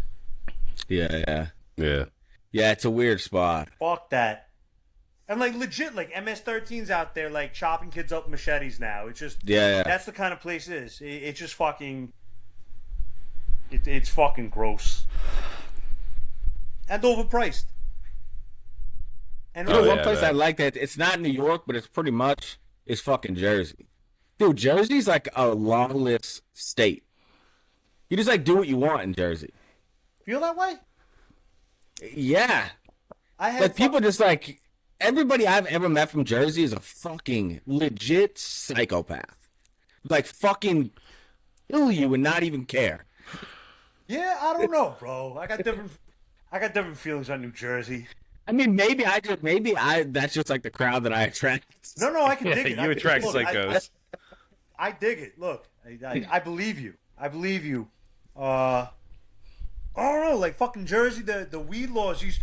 I got one buddy. He got fucking pulled over out there, with 6 pounds in his car, bro. He went away. They went to his fucking house. He was living with his parents. They raided his fucking parents' house. I had another buddy. Bro, he got pulled over with a fucking joint on the other side of the GWB. That was enough to get him arrested, like a roach in his ashtray. I feel like Jersey was always so strict. I never met anybody too wild from New Jersey. Really? I had a buddy with a Yeah, house in Tom's River. We used to ride out there. Yeah. Ride. I'm fucking lying to you. I never rode out there. We used to go out there. I'm sitting there fucking talking shit. I've never ridden to Tom's River. I'm not fucking clean out there. We used to drive out there, get all fucking banged up because his parents had a house he inherited out there. And I never saw anything too crazy, but that was like the shore. You know what I mean? Yeah. Yeah, I mean, every time I've been out there, man, it's like the dudes I meet out there are just like, holy fuck. Well, yeah, I guess you got Like I know some rowdy fucking dudes from Boston, but it's like these Jersey cats are a different breed, dude. Really? They're like still got like they got like a little bit of that fucking mafioso blood in them still, I think. Yeah, but we know a fucking lot of awesome. dudes from New Jersey that are like like Jean-Luc is from New Jersey, you know what I mean? Yeah, good. And dude, yeah.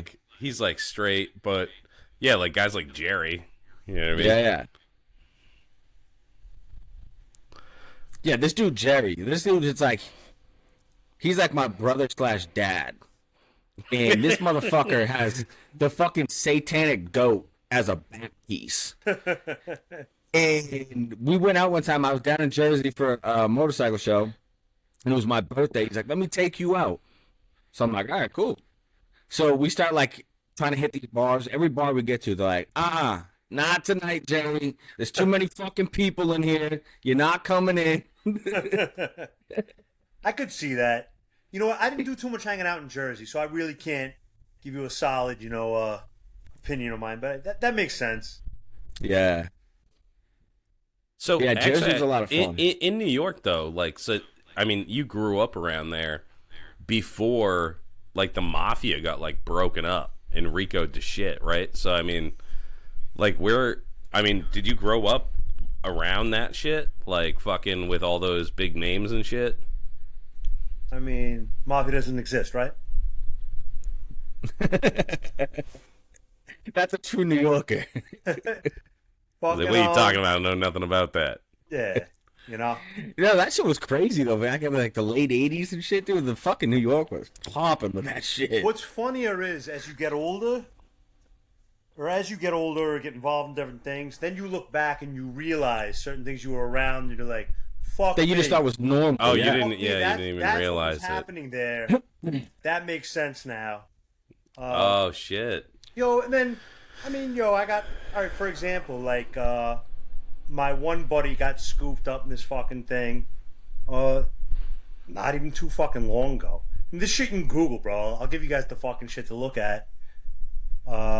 He financed my first fucking club or whatever, and it was like, when he got, so it was like a 5-year investigation. Like, these fucking things, like, they got nothing but time, the government, Yeah. So, like, you get They'll sloppy. spend all the money. You get sloppy because you don't realize they have 7 years to just follow you around and listen to your phones and grab people and get information and build a case. Until that fucking indictment comes down. So my buddy got indicted probably around like 2011, 2012. And they started building the case like when he was 26 years old. And the indictment came around when he was like in his early 30s. And all his co-defendants, it's like 30 guys, and they're all like 76 years old with like similar last names, Oh yeah. Like, so, shit exists, man. Like, people are still doing things and whatnot. But it's funnier looking back and realizing things you were around and who was doing what, or like, the older guy that was like hanging out the OTB, taking everybody's like fucking action, even though the OTB was there. Like fucking, guy was a book, hanging out. Yeah. And then he was wearing like stereotypical shit that like people think's goofy now and funny. It was like, I don't know. Right. Yeah. That's why I always ask my dad about that kind of shit. I'm like, what was it like growing up in like the Whitey Bulger era? And he's Yeah. like, it was like nothing, because like that's just what it was. They were It part of the wasn't community. weird then. Like, yeah. like you just knew like, okay, this dude will fucking kill you, but like it wasn't like a weird thing, because that's just what it was. Right, like Yeah. you got a fucking like stereotypical shit. Like you have a neighbor. He works like 3 hours a day. His name's Carlo. He drives a Cadillac. Right. He's wearing fucking He's in waste management somehow. wearing white fucking slacks with a white cardigan, and a pinky ring, shit was super like what else? What were some of the good ones? Like, you go like your favorite restaurant. It was all cash with no menus. Yeah. No record of anything, just Yeah. shit. It's just like normal at that point. I mean, there was And then some. I mean, when everybody got fucked up and like they Rico'd everybody, then they have fucking Discovery Channel doing all these fucking exposés and shit, and then Right, you're like, oh, that's who that fucking guy was, Yeah, all yeah. these guys are Goddamn. fucking ratting themselves out and stuff. But I'm sure you remember stupid shit like there was always like somebody's father or uncle or a friend or whatever. He had like all like the fucking cable boxes that got you all the channels, you know? Yeah, the black box. I love that thing. Where are you getting the fucking money to have fucking 5,000 illegal cable boxes, you know? Yeah. And people were up to shit, It was like, then you get like, it fucking drives you nuts because you get these fucking dildos who are like, my uncle's in the mafia. Shut the fuck up. Like, if your uncle's involved in anything, you wouldn't be talking about it, first of all. You fucking hard on. Like, but you look back, there were certain things, you're like, oh, he was doing this, he was doing that. So-and-so was always here, like, you'd be fucking, you'd be at a wedding somewhere or something like that. And, like, people are taking pictures at this restaurant, right? Somebody might come over to you and be like, hey, do me a favor, aim the camera that way, please. And you look over, there's like 6 or 7 guys drinking espressos, At a fucking table. Very polite gentlemen. You know what the fuck they were doing, who they were. Yeah. They didn't. And this is before digital cameras, Oh, no shit. Definitely a fucking presence. Or like, if you bet sports, like with certain people and shit like that. Yeah. So when did you move to Troy when you got the bar and got that building? No, what had happened was I'm trying to think which came first. The fuck did I do first? All right, so what had happened first was fuck. If you want to talk about fucking lunatics from New Jersey, I'm not going to mention his last name. My buddy Ronnie, fucking psychopath. And then you want to talk about real shit? So he was fucking, when he was a kid, he was ripping off all the arcades on Coney Island. Fucking robbing them all. And they came to his house and they fucking dragged him out. And these fucking guys saw he was a kid and they ended up making him turn over all their apartments and paint all their fucking buildings for like a whole summer to pay back all the money he robbed from their machines and shit in Coney Island. Bunch of like older fucking dudes. Ronnie was a proper psychopath though, who fucking lived out in New Jersey. I met Ronnie at this fucking bullshit like boiler room job in Long Island City. Fuck, this is get deep. Dude, it was like this boiler room sales job where he's banging the phones. And Ronnie's did Fed time himself. And it was the only job he could find. And it was commission only, but the money was fucking sick. So Ronnie learned the business in like 6 months. And then he fucking quit. And I was only there for some bullshit reason too. And I quit. And we were buddies. And he's like, yo, we're going to open the same fucking business. We're going to make all this money. But let's look for an office in upstate New York because we're opening a call center like the one we worked in. Why pay for office space in Manhattan when we get cheaper shit upstate? So him and I started venturing up here to look for a space for our call center. And that's how I found Holy Troy. shit. Holy shit. But to connect everything full circle, Ronnie was a proper fucking lunatic from New Jersey. And he had a history with the boys fucking out in Coney Island and shit like that. Oh shit. Oh fuck. Ronnie was the real fucking deal. He was out of his fucking bird. Did you guys get that call center going in Troy? No, we got hammered drunk at a falling out like the first weekend. We drove back to New Jersey. And I stayed up here and fucking partied and met all these fucking people and saw the town and I was like, yo, Troy's dope. I saw the architecture, I saw the buildings, I saw who was hanging out, and I was like, this is fucking sick. And when I got back to the city, I saw what property was going for, what rent was, and it was a no-brainer, Yeah. And that's what piqued my interest. And yeah, we never opened our logistics brokerage call center. We stayed friends. Ronnie's my dude. And he would end up coming up here and like partying and shit. And just like, going completely fucking wild up here. Fucking Ronnie's coming to the bar, fucking paying for the whole bar and shit. He's got all his gold jewelry on and shit. Fucking Mercedes convertible up here, just fucking lunatic. It was a good time when he would come up. Yeah. That's how I landed in Troy, because of Ronnie. No shit, dude. And what about the dudes that like work at the bar that you're pretty tight with? Are they all like Troy natives, or did you bring them in from like outside?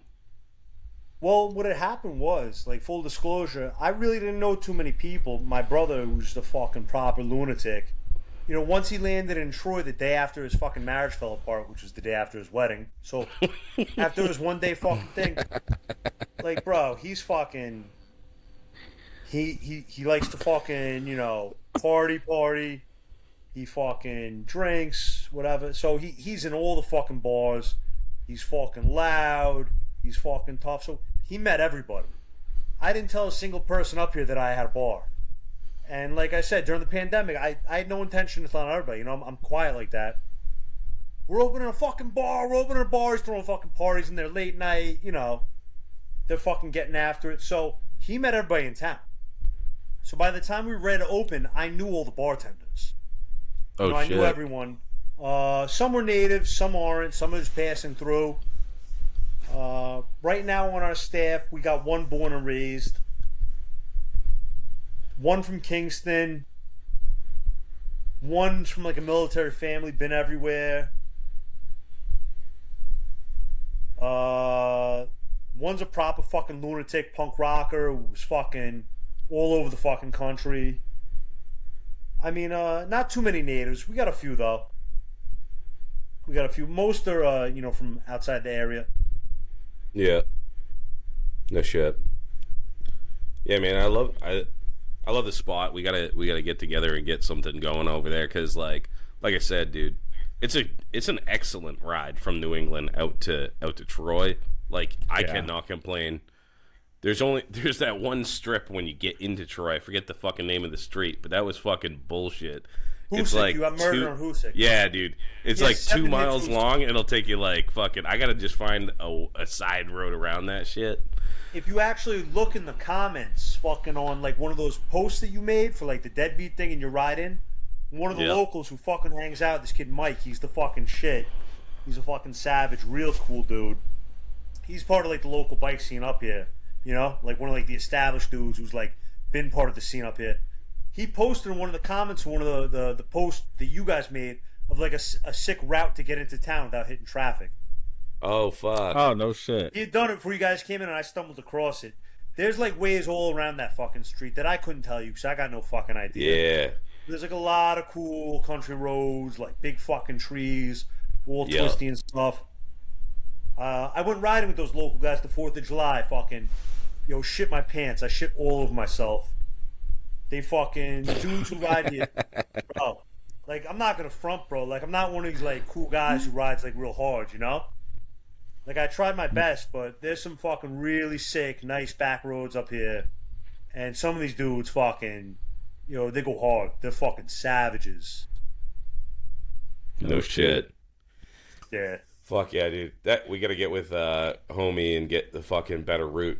Avoid Hoosick, and then the whole fucking ride is a dream because, like, obviously. Yeah, I just looked at it. It's only like it's like 3 hours and 20 minutes from my house.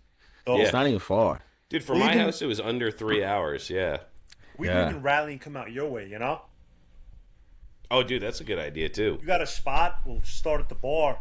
Bring the boys out there. That's fucking sick. Yeah, I know. Summer's winding down. I'm trying to think of like something before the fucking riding season ends, like something we could throw together, get everybody on their fucking bikes again, Fall time's an excellent time to be riding. So, oh fuck nice. Yeah, fuck yeah, yeah, hoodie season. You guys buddy. are welcome down here anytime, Yeah. Yo, now that fucking pizza oven's fired up, I'm gonna have to come down and try that shit out, bro. Legit, bring your sleeping bags and sleep in the bar, Yeah, that'd be sick. Sleep That would on the be bar. sick. Yeah, I could do that. Dude, that'd be so sick. Yeah, the crowd is fucking dope. We got some real cool people to come through. Yeah, guys enjoy a lot of dudes hit me up like once I posted like, yo, we're hitting up the El Dorado. A bunch of dudes that listen to the show hit me up and they're like, I can't wait till you can see where we're hanging out. You know what I mean? Like dudes that I didn't know where they were from. You know what I mean? Right. I think one dude like RJ or Rotten Bastard or some shit. Yeah. He's like Ryan. a Troy dude. Yeah. Yep. Yeah, he was a deadbeat. Yep. Oh, was he? Man. Yeah. Fucking yeah. When you guys show up and like the bar's full swing, it's pretty dope. It's a good time. Yeah. When everybody's there. Also, some of the guys that ride are in the bands that play there, which makes for like a sick fucking night. And then we got fucking you ever hear of Porky's in Schenectady? Yeah. No. Yeah, so Alan he comes out and brings his people through. He also they were throwing a sick event in Porky's called Hog City, which I was fortunate. Oh yeah. I made it to once. Their shit's always super cool. Is This that is like- the painter, right? Porky's Yeah. Custom Paint. Yeah, okay. Like, this is my first year really fucking being able to ride, because all I had were these shovel heads last, couple years since I've been up here. I got that sporty chop, then I sold that, and I had these shovel heads. But like I told you guys, I'm a fucking poser. You know what I mean? Like, I really don't know how to fucking work on bikes yet. So like my shovel heads would run for like a week, 2 weeks, 6 weeks, and then I'd be stuck the rest of the summer, dumping it off on friends. Like, but this year I've been fucking everywhere since I bought a fuel injected bike. So yeah, I did make it out to fucking Hog City 2 years ago, and that shit was super cool. Yeah. Where is that? You said Schenectady. Schenectady? How far is that from Troy? 20-minute ride, 25 minutes, Oh, okay, so it's easy. upstate or Easy. Yeah. probably. Yeah, and their shit was fucking cool. Those guys, I missed it's like a 2-night thing, and I think like the first night they fucking blew up the shop with like firecrackers and stuff, and had a band in there and got all No shit. hammered. Yeah, they're fucking savages. They're good kids. Yeah, that party always looks dope. It looks like fun. It looks like a little bit trashy, and it looks like it gets dudes from all over to get there. Yeah, nah, it's a good time. But yo, if you guys want to do something in the fall, I mean, we could fucking definitely pull off the alleyway thing if you guys could rally. Yeah, we'll see. We'll definitely figure something out. I mean, there's still time. We got like everybody's talking about summer being over and shit, but it's like, dude, fall is the jam. That's hoodie weather. Throw your vest on, fucking hoodies, gloves. That's the best ride. And your bike runs the best when it's nice and cold. It does not run good in fucking July, when it's 90 degrees out. No doubt. And it's so nice just fucking bombing down a back road in a hoodie. Oh, you guys gotta come out then, bro. The back roads are dope out here. Also, I don't need a permit to drop fucking, we'll park all our cars out front, Have bands all day, all night. We don't need permits. We got a liquor license. That's the other thing I'm gonna say is like when we showed up, you had the fucking Easy Up, the grill, and it's like dude, we got we wanted to beers go nuts. inside, and we're like, "Can I go outside with this?" And you're like, "Fuck yeah, dude!" It is so chill. It was so much fun because most bars you go to, they got all these rules. I don't like rules. I like to do whatever the fuck I want. As long as you're not hurting other people, you should be able to do whatever the fuck you want. Yo, so our bar, particularly fucking my brother Craig, like we keep the street fucking clean, so we kind of have like a certain amount of flexibility. They let us rock a little bit. Cause we have no fucking fights there. There's no bullshit there. People know better than to fuck around there. Everybody's got respect. So having you guys out there, what the fuck? It's just it's our crowd. They'll let us fucking do our thing. Yo, it's funny, when we first got the bar, and there was like no fucking respect for the joint. At least like I would say once every 3 weeks, once a month, I got a call from like the city, the cops, and they wanted information about like somebody that worked at the bar, because like either Craig or one of the staff was just fucking stretching out some maniac on the fucking sidewalk, or it was fucking. Whatever. It's on fucking Reddit.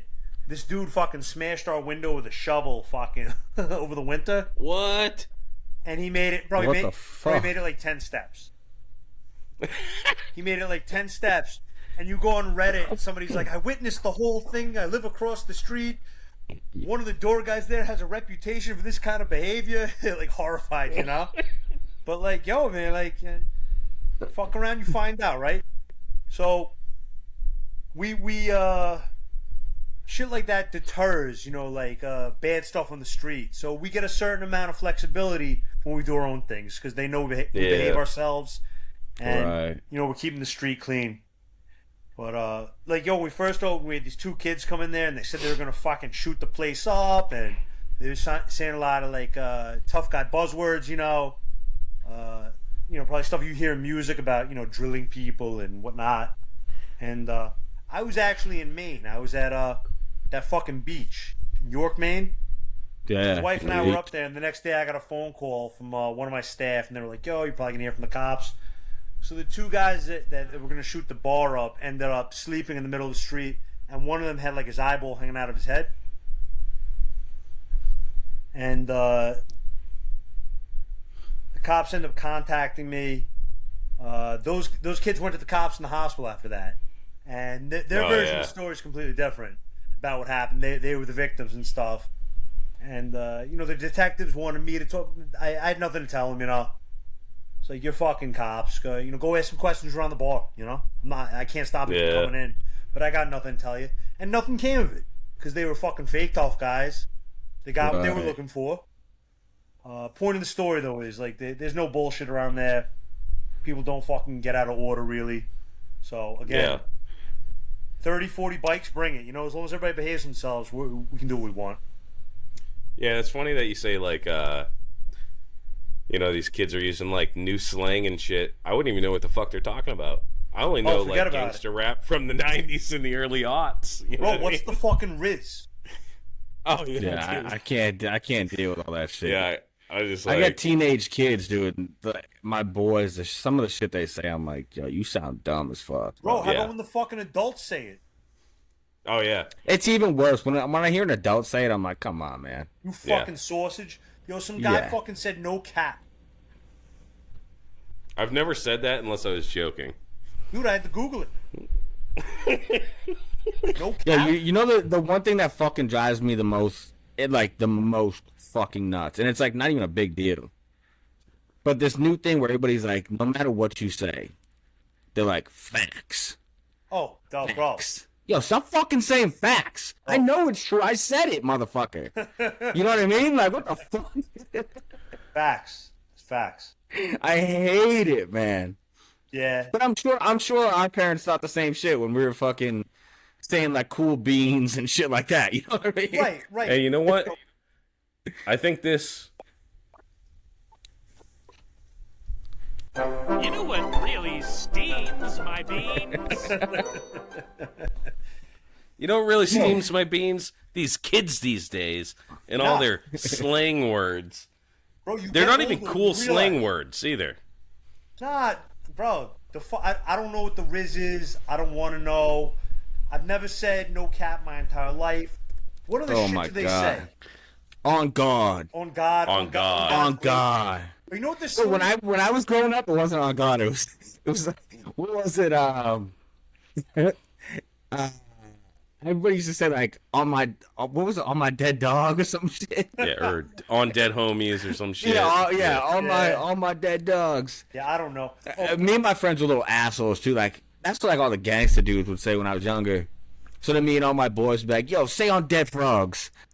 Oh shit. I mean, I said word a lot. Yeah. Oh yeah, word. Shut the fucking thing up. Yeah, dude. The slang now. It's just like stupid. It's so fucking stupid, dude. There's so much of it. I feel like such an old man, but I'm just like, oh, dude, this is so stupid. Yeah, it doesn't even make sense. Yeah, I'm sure our parents did the same thing, but bro, everything about the youth sucks. Like they're really just a culture of fucking flops. There's nothing going on. There's nothing to them. It's fucking like back to that thing with the bar we were talking about earlier, where you had to like walk up to like chicks and talk to chicks.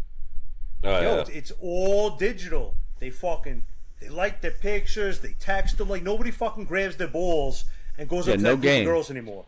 You know? Yeah, no game. Yeah, you call that Riz, dude? Just swiping until someone's like, "I like you too," from your fucking picture. It's like, dude, get rejected. Or even just talking to other dudes, like you got your little circle of friends and shit, but like try to make a new friend at a bar, dude. Yeah. They're not capable. The youth is just so fucking shot, no social skills, and they don't scrap.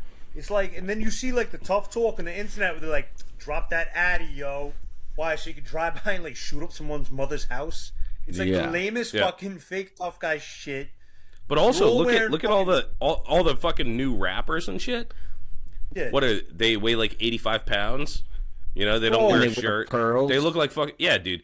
And they got fucking beads in their hair and shit. You ain't Beads in scary. there. Bro, you wearing pants so No. tight you can see the veins in your dick. It's like Yeah. the whole Fucking thing. weird. I just man. thinking back, like you were talking about Rough Riders, fucking DMX and shit. That Yeah, motherfucker I was doing scary. Yeah. fucking push-ups and curls. I want to look like one of those fucking guys in that junkyard, you know? So I could fucking yoke dudes up. what I about, wanna be a like- tough guy? Dude, what about like the fucking when it was beef in the rap game back in like the 90s and 80s? Like these dudes were like, "When I see you, you're dead," and like they fucking meant it. Yeah, You know what I mean? Like if I see you, you're fucking dead, bro. right, 100%. You know, I remember, you remember when Biggie Smalls and Tupac, each one got killed, right? But it was rare. It was like, Yeah. it was fucking, now every week a rapper. Yeah, because when they see Oh, each yeah. other, they see each other in the club and they fight. Somebody might get stabbed, but like nobody was dying.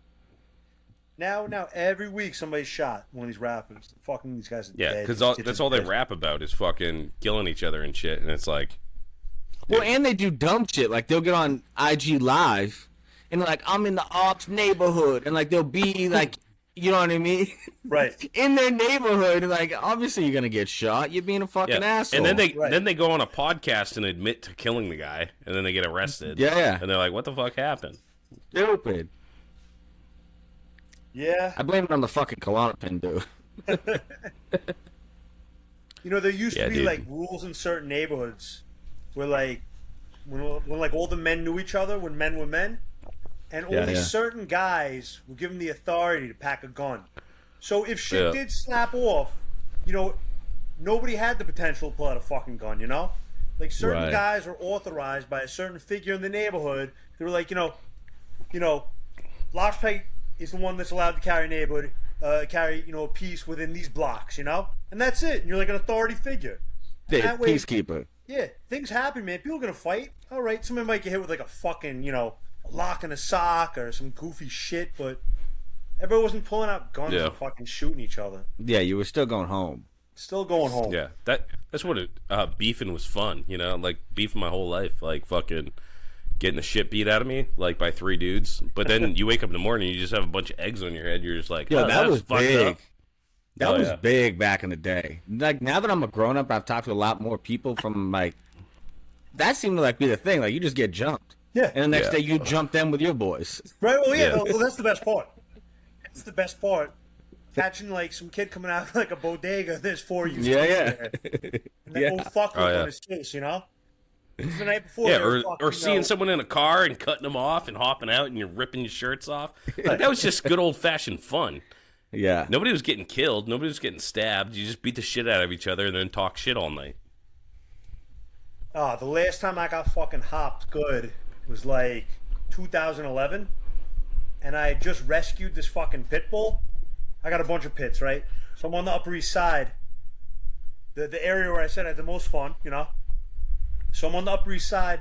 I got this apartment above these two bars. I got a bunch of pit bulls up there, and I just rescued one. So they all got along, so I just walked them one by one, though, you know? So I go upstairs, and I bring the first fucking dog downstairs, and some kid had fucking puked on my stoop because I was above two bars, and I was fucking tight because I had the dog, and the dog and I had to step over. We started arguing, and like he kind of put his dukes up, so I just fucking rocked him. And he was all hammered. He took a seat. I walked the dog. I came back, and he had like 7 or 8 friends in the bar.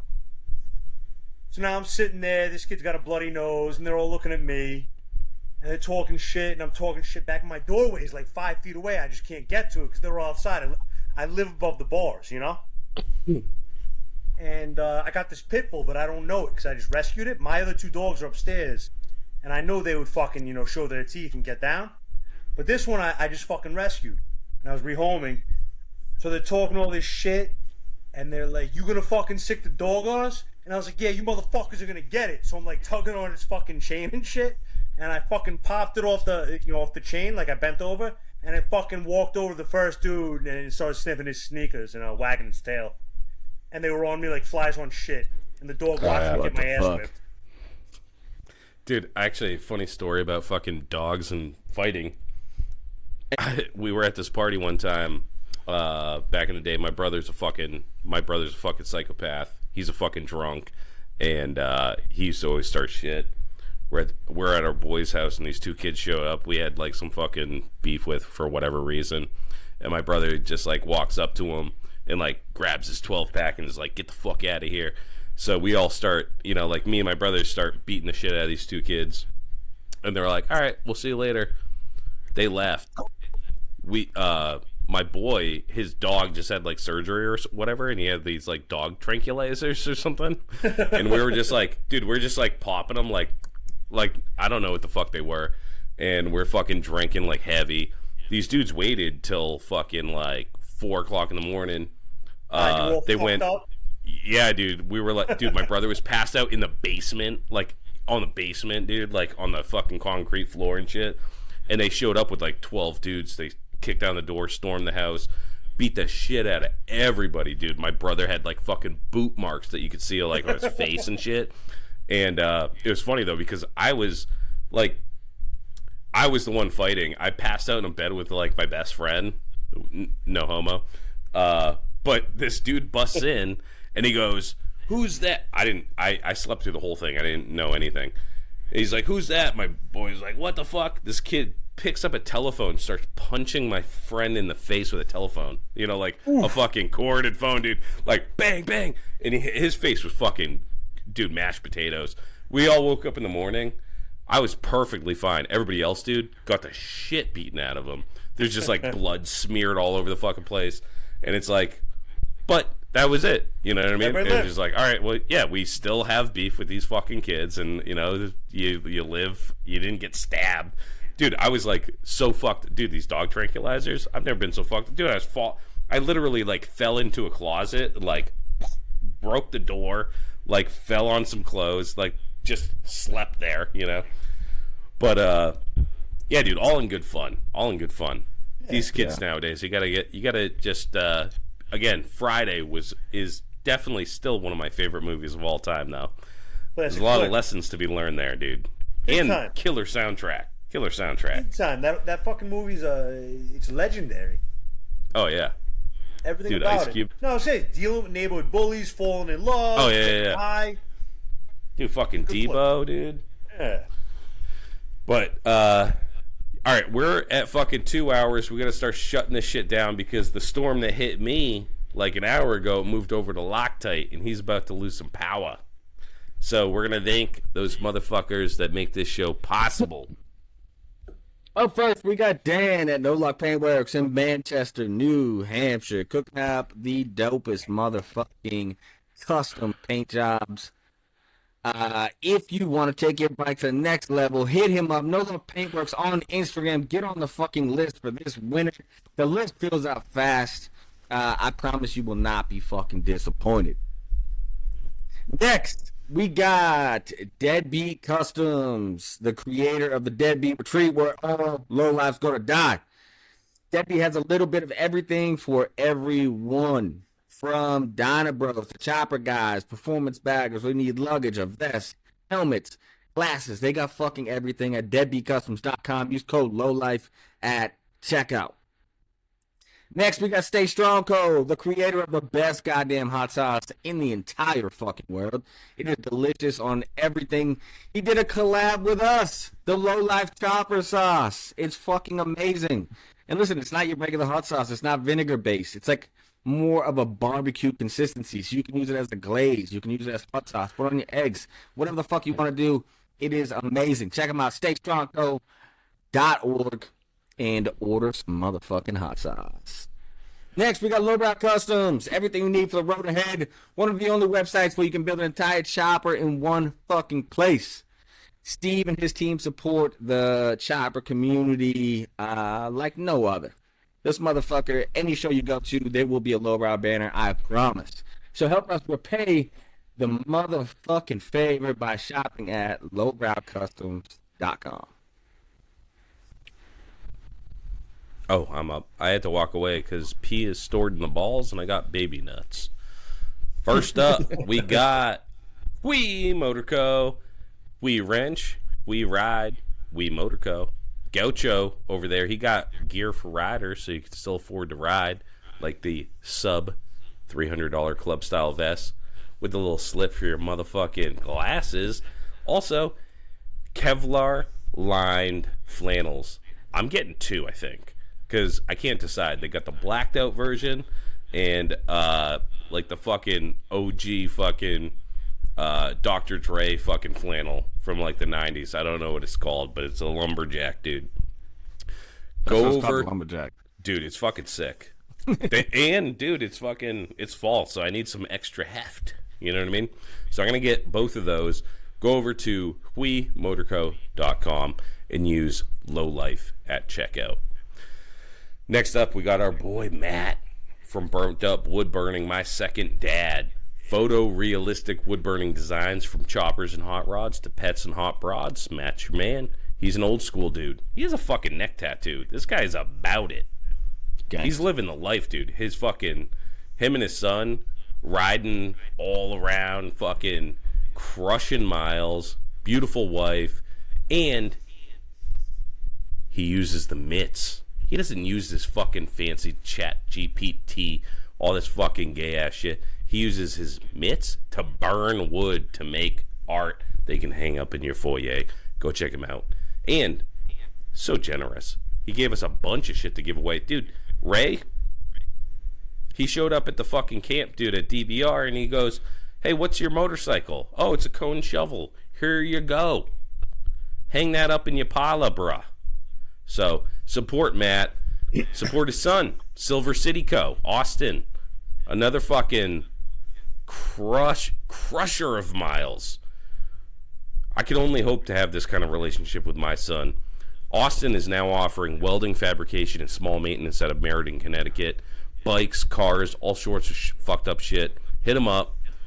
The apple doesn't fall too far from the tree. Him and his dad are thick as thieves. Last but not least, Oxford Co. Choppas. The original bad boy. The future people's champ. This motherfucker he's gonna win all the awards. I've never met a dude so focused, and he comes out with the toughest fucking bikes, from handlebars and hardtails, hard parts for hard men. Home of the $900 hardtail, installed, all TIG welded, in-house, USA made steel, cast axle plates, and frame restoration. I know a couple of you guys warped your frames at Deadbeat. Bring them over to Chris. He'll make them right again. All right, last but not least, my boy Loctite from Loctite's motherfucking chop shop. Come in looking in Epping, New Hampshire for all your pinstriping needs. Hit me up. Whether you need some fucking custom garage signage or get that personal touch on your chopper, let me know. Loctite's Chop Shop on Instagram. Last but not least, This show, the Lowlife podcast. We don't do choppers anymore. Well, sometimes we do, but we do whatever the fuck we want. It's a labor of love. And this was actually this is like one of the first ones where we're just like, you know what, fuck fucking motorcycles. We're talking about bars. We're talking about fucking nefarious deeds. We're talking about the fucking mafia. This is what we're about. The new website is not live. I have not had a fucking minute to get to it. I re-upped on our both domains, so we're going to own those for another year. I'm going to figure it out eventually, but get over to all our shops and socials. Check out our archive. Check out our YouTube videos. And eventually I'll have an updated... if anybody's like a web designer or something and wants to do this shit for me, please let me know. I will pay you, so I don't have to do this. Because my brain, dude, when I start working on this, like, DNS settings and all this fucking gay shit, it starts to shrivel, like, in my head. And I just, like, want to fucking cry on the ground. So if you're, like, good with this sort of shit, hit me up and let me know. And I will pay you for your time, because I cannot deal with it anymore. And I don't think Loctite's going to do it. Nah. I can barely get on this fucking meeting every week. All right. So, dude, Benny, this is one of my favorite episodes that we've done. Super solid dude. I love the bar. we're gonna be doing some more stuff in the future for sure. And We're definitely, getting if back you, up there. Whether it's just me and Rhino, we're Oh, yeah. definitely heading out to get some of that Yo, pizza. well, we gotta head out there too. Come see you guys. You know. yeah, for real. I mean, we got space out here too. So if we should definitely do that. We used to call it back in my day the Urkel Exchange, Yeah. where you'd go to someone's house and then they'd come to your house. Right. You know what I mean? Yeah. Urkel Exchange. Urkel. I'm talking No, about family we used matters. to do like when we would go somewhere, like to like say if we're like going to your bar, and like we're homies, right? We would take something from your bar, bring it back home, and then send you a picture. That way you get to come down and get it. That's fucking dope.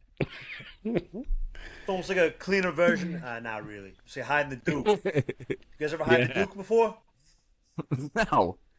Yo, you used to go to like a party in high school, take like a shit in some girl's parents' like closet, and then call her next day and be like, Oh my I left my God. hat, my keys, and I think some shit. Can you check your closet? That's fucking Oh, funny. dude. One time at a hotel room, it was like the shittiest hotel we ever stayed at. And my boy fucking took a dump in the microwave, Yo, cranked that bitch all the way up for as long as it would go, and we just walked out of that place, dude. But like going down the hallway, we're like 100 yards down the hallway, you could start to smell it, dude. that's fucking dope. That's fucking heinous. That's wild. what it used to be about, you know? Yeah. Oh yeah, just good, clean fun. All right, Benny, stick around.